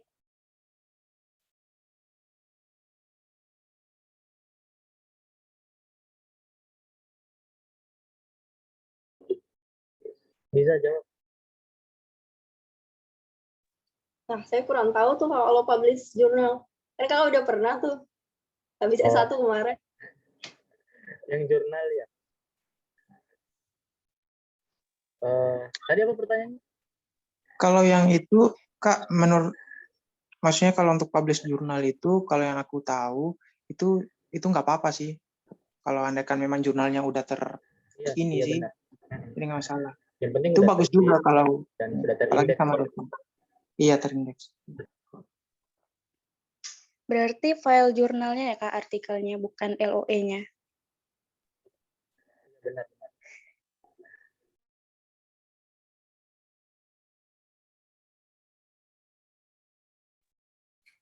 Baik. Terima kasih Kak Ananta dan Kak Dizay. Gimana Kak Fitria? Masih ada yang ingin dikonfirmasi, Kak? Ya udah cukup, Kak. Terima kasih, Kak. Baik, terima kasih kembali Kak Fitria. Karena mengingat durasi, sesi diskusi ini harus kita akhiri sampai sini. Mohon maaf kepada teman-teman semua yang masih memiliki pertanyaan, mungkin bisa disampaikan di grup WhatsApp yang telah kami sediakan. Alhamdulillah, sesi diskusi kita telah selesai. Mungkin akan kita lanjutkan ke sesi dokumentasi dan penyerahan sertifikat untuk kedua narasumber kita yang akan dipandu oleh Kak Eza Rita. Silahkan Kak Eza. Oke, terima kasih Sofi. Saya izin share screen ya. Silahkan Kak. Oke, pertama ini buat diagram pemateri 1, yaitu Giza, silakan untuk Rizwan bantu untuk dokumentasi ya. Oke, 1, 2, 3. Lanjut untuk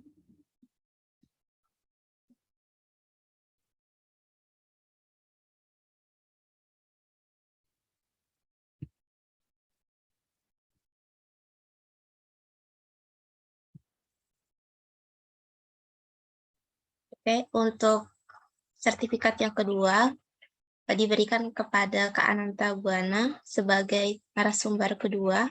Silakan Rizwan untuk mengambil gambar untuk Kak Ananta. 1, 2, 3. Oke, terima kasih. Selanjutnya, dokumentasi untuk seluruh peserta. Silakan bagi teman-teman untuk on-cam terlebih dahulu. Saya akan mengambil gambarnya. Saya tunggu 3 detik ya buat teman-teman persiapan. Buat on-cam. Ada yang biasa ambil jilbab dulu. Ada ambil mukena dulu. Lama itu lama. Oke, saya tunggu 17.54 ya teman-teman. Buat persiapan on-cam. Oh ya, teman-teman bikin story lah di IG ya. Nanti di repost sama Asyifa dan Kak Diza dan Ananta.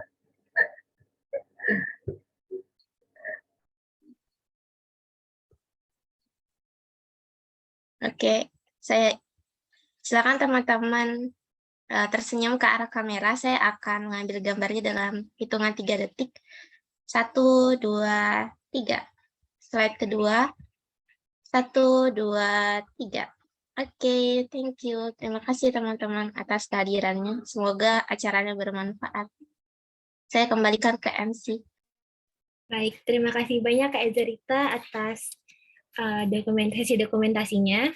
Alhamdulillah seluruh rangkaian acara kita sudah selesai. Sebelum kita tutup acara ini bersama, saya selaku pembawa acara pertemuan hari ini mohon maaf yang sebesar-besarnya apabila terdapat tutur kata yang kurang berkenan di hati teman-teman sekalian. Sekian dari saya. Mari kita menutup acara ini bersama-sama dengan membaca Alhamdulillahirabbil hamdalah dan doa kafaratul masjid.